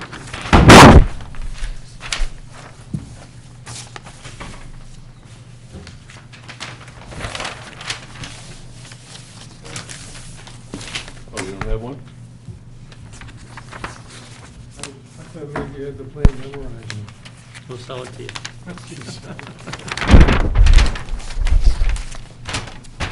picture to this plan, starting with the 2 lots to the right as you look at them, those 2 lots there, they're swapping parcels, but it's a lot shaped better. Okay. So that's going to be the new property line? Yes. Now, in order to get 100 feet of frontage for parcel B, we Oh, okay. Okay. 6 feet. In order to make this a buildable lot with 100 feet of frontage, we're taking 5 feet off of this lot here. Okay. Okay? There are wetlands in the back, which are flagged. Not a buildable. Yeah, there Patrick will went be, out, because looked they're at going to them, give this to looked at parcel everything D, so. today. I Oh, guess okay. the Division line is going to probably go there and then there. Oh, okay. Normally, we would go to the Yeah, Conservation there's the Commission 76 plus to the get this 23. wetland line confirmed, Yeah. because the zoning bylaw Oh, so they're requires a taking lot the that's 96 and 10,000 the square 5. feet of Okay, upland. all right. Yep. If you look at parcel F, it's 14,928. The upland area is 13,452. There's approximately 1,500 feet of wetland in here. The reason you couldn't put a house here is that wetland goes right through the diagonal of the Sure, lot. yeah. And you cannot build a house on a wetland. Or it's, So or for that 50 reason, feet. we didn't go to the commission to get that confirmed. Because the only purpose of dividing this lot is to take that 16 square feet out of it and add it to this lot to give them the frontage. And this lot is. Are you this- taking a piece here too? What's this? Yeah, this, you see the Z line? This Yeah. piece goes with this to give them the 100 feet of frontage. Oh, so this goes with this parcel? Right. Okay. And this piece goes with this one. So this is the lot here. And Why wouldn't you just dissolve the line between B and F, Paul, or? Pardon? Why wouldn't you just dissolve the line between B and F, or do something else that made some of this land at least useful to whoever's gonna buy parcel B? Well, there may be a way to make that buildable, Oh, okay. okay? What We just happened- haven't discovered it yet. No, what happened was when they built the Wampatuck School, Yeah, the Wilsons either sold it to them or gave it to them, and they did some drainage in the road, the town, they put a catch basin here. oh, so this is And they put an outfall man-made, here. more or less, there. It's man-made, and there's no easement there. You know, the town did their work, they're draining public way on the Yeah. private property without an easement, but. The catch basin is on the lot? Pardon? The catch basin's on the lot, on Lot F? I don't know if it's. Oh, okay. It's right here. Oh, there it is. Yeah. Oh, that's concrete Oh, bound. no, that's a No, concrete bound. that's just bound. That's a yeah. concrete Says bound. CB. The catch basin's out here in the street. It's in the street. Yeah, but that's about, I He see. just dug a trench on his property and ran it out without an easement. So the outfall's on Lot F. Yes. Okay. There's also a note from the conservation agent that there may be a vernal pool in the wetland, which would affect probably buildability of Lot B. So he just wanted that to be flagged, and we can, make sure that the applicant gets a copy of his memo. Lot C? Lot, B. well, at B. least Lot B. Okay. Possibly lot. So it's not- lot So it D. must be down here somewhere. Did you say B? He didn't say. No. He just said that the wetland behind, to the rear, may contain a vernal pool. So This- Down here somewhere. He's talking- if it's a vernal pool and your scale is, you got 20 scale, then, you're going to be within that 125 feet, depending on where the vernal pool is, but he But thought there could be a vernal pools, pool. just so you know, in the zoning bylaw says that no part of your lot can include a wet meadow, a bog, a marsh, or a wetland, is defined in the Wetlands Protection Act. A vernal pool is not included in that definition. No. Only so. Well, we can, I do sent you something with an it. email about 9 months ago explaining that. We did the one up on Summer Street. And I explained how the zoning bylaw, I can read you the language, is very clear. yeah, I mean, think, Conservation has it's a jurisdiction little over different. vernal pool, but it's not included in the upland calculations. It's Yeah, well, that's, You had some comments, Laura? we'll let conservation speak to just that, if Lot F was going to be considered a buildable lot, it would be good to get some current flags. If it's not going to be considered a buildable lot, it should probably say so on the plan, just so Well, that. to make parcel F buildable would be I'm sorry? a stretch, it'd take a lot. So what are you gonna do? Well, So, I- Are you going to mark it unbuildable? why don't you mark No. F as an unbuildable lot? Why do you need to mark it unbuildable? How can you build on it by putting a house in the middle of a wetland? You have the required upland, but the location of the wetland precludes you from putting a house there unless you go to the commission and get that relocated or removed, period. But you do have the upland. I mean, for zoning purposes, on an A&R plan, when you divide the land up, the purpose of that requirement is to make sure you got enough upland. We've got it, but the location of that wetland going right through the diagonal of the lot precludes you from putting a house there. It's kind of a moot point. And I the only think- purpose of this plan is to take 16 square feet out of this corner. We aren't looking to make that buildable, we can't. So what were you gonna say, Laura? well, I mean, I think it's going to be a little hard to debate that it's, how much it affects access, except that anything within 50 feet would have to, is usually not allowed to be disturbed by the Conservation Commission. There is language in the subdivision rules and regulations that requires that these wetlands be current, currently flagged. So if you want to ask for that, I think you Well, have then a right you to just ask said that you for went it. out with that. Pardon? Are they flagged? Oh, yeah, they're flagged. Yeah, we yeah. flagged them in order to do this. It was Let's see what he did. flagged, but they haven't approved it, so you don't know if they, and they apparently think that there are other resources out there, because they mentioned about a vernal pool, they think there's a vernal pool out there. And So- what I'm saying is the purpose of your regulations is to determine whether or not you have the requisite upland is defined in the zoning bylaw, which, A, it doesn't include a vernal pool. And we haven't done it here because it's moot. Even if we had these confirmed, we'd still have the same upland area. It doesn't make it buildable because you still have to go to conservation. They're going to let you build. I haven't seen a house built in the middle of a wetland in about since 1980, so. And for parcel B, Paul, you'd have to go before what do you think, Laura? Should we have- conservation I to still get have to go- permission. What do you wanna build do? There, too. I'd say just ask them to get it flagged and come back. Get the flags approved and come back. Make sure there isn't a vernal pool out there Now, that's going to did throw this you whole get an thing email, into- you got an email from Pat? Yeah, I was going to pass these out. What did it say? Everything, it says that he thinks there may be a vernal pool out there in this What's large the vernal wetland pool area. have to do with this? Well, I'm not sure that I know. It's in the subdivision regulations that there should be current wetlands flagged. But what's the purpose of that regulation? Is to make sure you have the requisite upland. What I'm Well, I think there are saying is- multiple purposes to it, and one is to make sure that these are really buildable lots. For the planning board, because you're dividing land, you want to make sure that if a parcel is being represented to be buildable, it's got the requisite upland. And I'm saying parcel F has it, but you can't build on it because the wetland's going right, it's going through the diagonal. I mean, that. Well, it's really up to the board what they want to do. I don't want to keep going in circles. It's- Before this was The built. commission hasn't confirmed the flagging, though. Right. No. Okay. Before any kind of a building permit would be issued for any of these lots, though, wouldn't the Conservation Commission you'd have to file a notice of intent? Absolutely. They'd have to go through their whole thing. we have I think including- the practical problem is that these lots are gonna be for sale. People from, on the internet or something are gonna say, oh, Lot B, yeah, I'd love to live there, buy the lot. Then they find out there's a vernal pool, right off the property.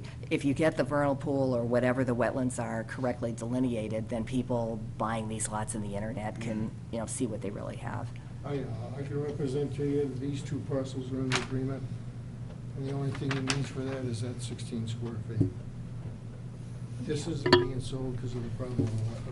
I'm not one of the people who's agreed to it. So I want, just so to clarify what Laura's saying, like, it's not this parcel, it's like she's saying there I still- potentially could We be. don't know the where ver- it is. Well, but it's back behind here, which could impact parcel B, is what you're Well, saying, it right? has a 125-foot, basically no build. But they can't put a Right. note saying that This there is- could be a vernal pool somewhere. No, I'm You- just you trying could do to, that. I want to make sure that I'm hearing correctly what you're Yeah, you're saying. hearing Does that exactly mean what that you're you end up redefining what's upland on the parcel? No, it wouldn't, It's still well, upland. what would redefine what's upland is if these flags have to be changed and there's a different amount of upland.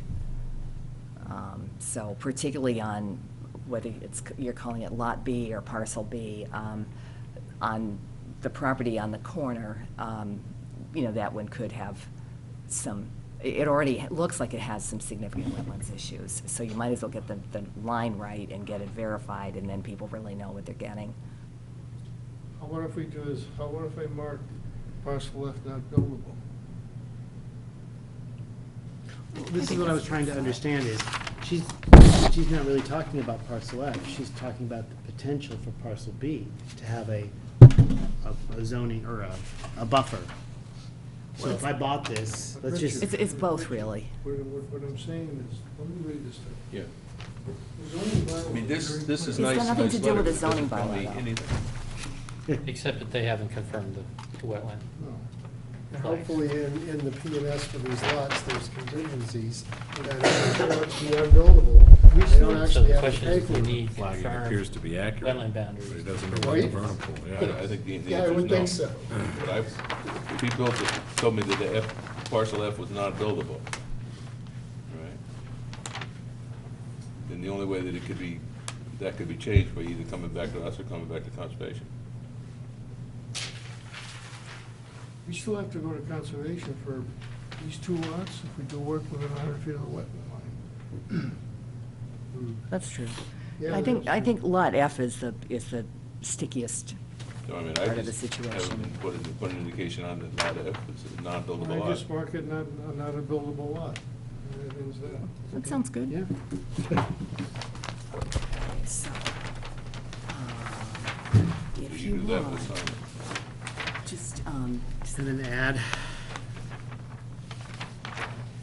put something in there. Just wanted to say, when you go to confirm the wetlands in front of the commission, you can't confirm off-site wetlands anyways. You can only confirm what's on that particular I understand, property. Yeah, no, we They understand that. don't, they may not have permission to go on, to even go and find a vernal pool if it's out there. Well, it's all in the same ownership. So I don't know what Paul, I know it's under agreement, I guess, so I don't know if that individual has the right to go on the other property or It's not. all in the same ownership. It's in the same ownership now, so. We got a motion coming? yep. I move to endorse as approved under the subdivision control law, not required, a plan of land in the town of Scituate, Massachusetts, Irving Road, stamped by Paul J. Mirabito, professional land surveyor of Ross Engineering Company Incorporated, for applicant Paul Shireen Jr., Marvel Homes, LLC, and owner Suburban Realty Trust, Benjamin Goulston, dated January 6, 2014, with the addition of that parcel F will be labeled as non-buildable. As the division of land is not a subdivision because every lot shown on the plan has frontage as required by the Scituate zoning bylaw on the public way of Irving Road. Second? All those in favor? Aye. Thank you. Do you want me That to language mark okay? that? And I was trying to like insert it somewhere. When do you need them? But you probably need them reasonably quick. I don't want to make the change on the If you plan. get the change and bring it in to the office, All right, let me know when you're gonna do it, I'll come down and sign it. all right. I'll have someone drop it But I off. only work Friday mornings. I only work Friday mornings. Friday morning, okay. Except during golf season. 7 to 7:30. Good night. So if you want to bring it, are you going to bring it in tomorrow, or are you going to bring it in on Monday? No, I can bring it tomorrow. You bring it in by 9:30? Yes. Okay. You bringing coffee for everybody? Coffee, what do you want in it? No, it's okay. I'll take care of mine. Couple of hundred. What'd he say? A couple of hundred. So I will be in 9:30 in the morning. Okay, thank you. Good night. Good night, Paul. Thanks, Paul. Can you bring 3 prints, please, too? Was that? Can you bring 3 prints so that he can sign 3 prints Yes. of that, too? Okay. Thank you. You want coffee too? Okay. We're big tea drinkers in the office. Well, I don't do tea, so I've you're on been your own. I've been sliding into Okay, where are we? Starbucks lately. You've got 12 minutes. Is there anything that we actually need to do between now and 12 minutes from 2:11? Just a couple of very, very quick things. The site visit on 40 Curtis looks like February 7th is the good day. And what did we say, 8:30? Bless you. 8:30 in the morning? Could take your time, 8:30. I mean, people could do February 6th or February 7th, so you guys decide which is better. 7th is what? The 7th is a Friday, the 6th is a Thursday. Well, if we're going to do I'd it rather during the do week, I'd prefer to do it earlier as opposed to later myself. Yep. Yeah, So Friday would 8 be better than o'clock? Thursday for me. Yeah. So. Friday's okay. 8 o'clock good? Is Works that- for me. Is that better? 8 Yeah. o'clock. 8 PM, right? 8 o'clock to 7. Bring your big flashlights.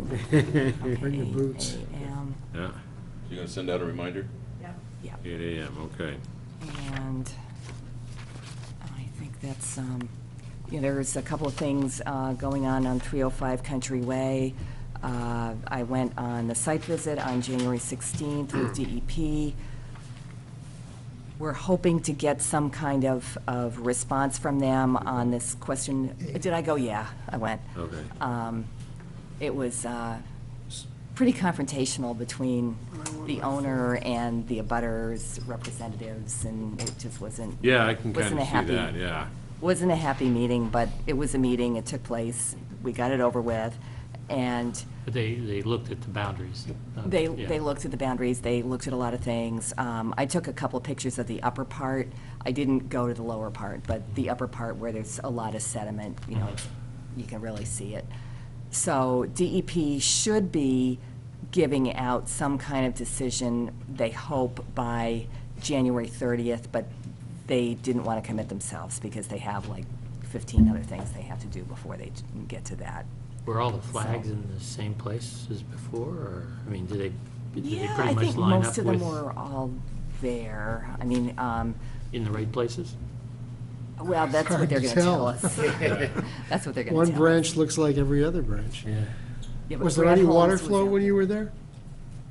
No. Because the little gully in back of the house was really flowing fast during this last rainy period. But I guess that was, you were there before that. I think we were there before that. Yeah. So anyway, that's going on with that. And on 214 Clap Road, we did get the ENF, that's, the approved ENF has come out. Oh, And we'll get that around. There's a little bit of language in there about trying to maximize the natural area from their point of view being a good thing. And then we're still, working on the drainage on that also, so. Maximize the natural area, what does that mean? The undisturbed area, there's the 9 acres that's Yeah. gonna be given to the town, but, if other areas is set aside, that's. Yeah, this was like the back of the lots that were heavily treed anyway, and Yeah, that. just not to type clear of that stuff. far, okay, I remember that. So, but I'm sure that's gonna be We debated. determined that a CR is not going to be required for Clap Road. Yeah, that's right. Because that's Yeah. going to town ownership, right? Yep. Yeah. So we can do that. That'll get us the property faster. In 305, I sent a memo off. Or actually, I sent a memo to traffic rules and regulations to sit there and talk about either the mitigation or the site triangle. the easement and, you know, can we really get them to put up road signs, or does that And take if some they kind do, of a what warrant? kind? Yeah, so I think that's it. And one little one that says box turtles on the west end. Turn left. Box turtle See him at crossing. 214. Turn left Take for a look. box See him at turtles. 214 and go down the, Yeah. down the trail. Yeah, Yeah. so. Anything else before we Did go you back to think of box anything motion? else? There's Oh, the- minutes and accounting. I was just gonna say. Oh, there's also a sexual harassment policy. Maybe everybody got that? See Yeah, that? so it's all in your Oh, folder. okay. You can sign it and get it back to me by February 1st. That would be great, by next week. All you have to do is agree that you've read it. You don't have to agree to it, but you just have to agree that you've read it. That's all you're signing, that you've read it and you've received it. What's your date of hire? Is that when you were first established on the board? No, just put your name and sign it. Just put your name. Okay, fill in the rest. So there's that. Fair enough. Just the one thing here? Just the one, Just one. one bill. There's- That's all the backup one. Just the top page. Oh, okay. So I move that we pay $6.87 to WB Mason for office supplies for the planning department. Second. All those in favor? Aye. It's huge, $6.87. It's amazing what you can get for that. It probably costs them Do more. they deliver? Yeah, they Oh, do, yeah. and they give you boxes of paper clips for a penny. I mean, it's ridiculous, but it's good. Probably costs them more than $6.80 to send out the bill. You say we can get it Sure. for $6.80. And this is just the 1 minute, Penny right? box of paper, Yeah. please. And I move that we approve the Scituate Planning Board minutes for January 9th, 2014. Second. All those in favor? Aye. Okay, great. And, What was the date on those? January 9th? January 9th? Okay. anything else? No. Okay, great. Do I have a second to Bob's motion? Second. All those in favor? Aye.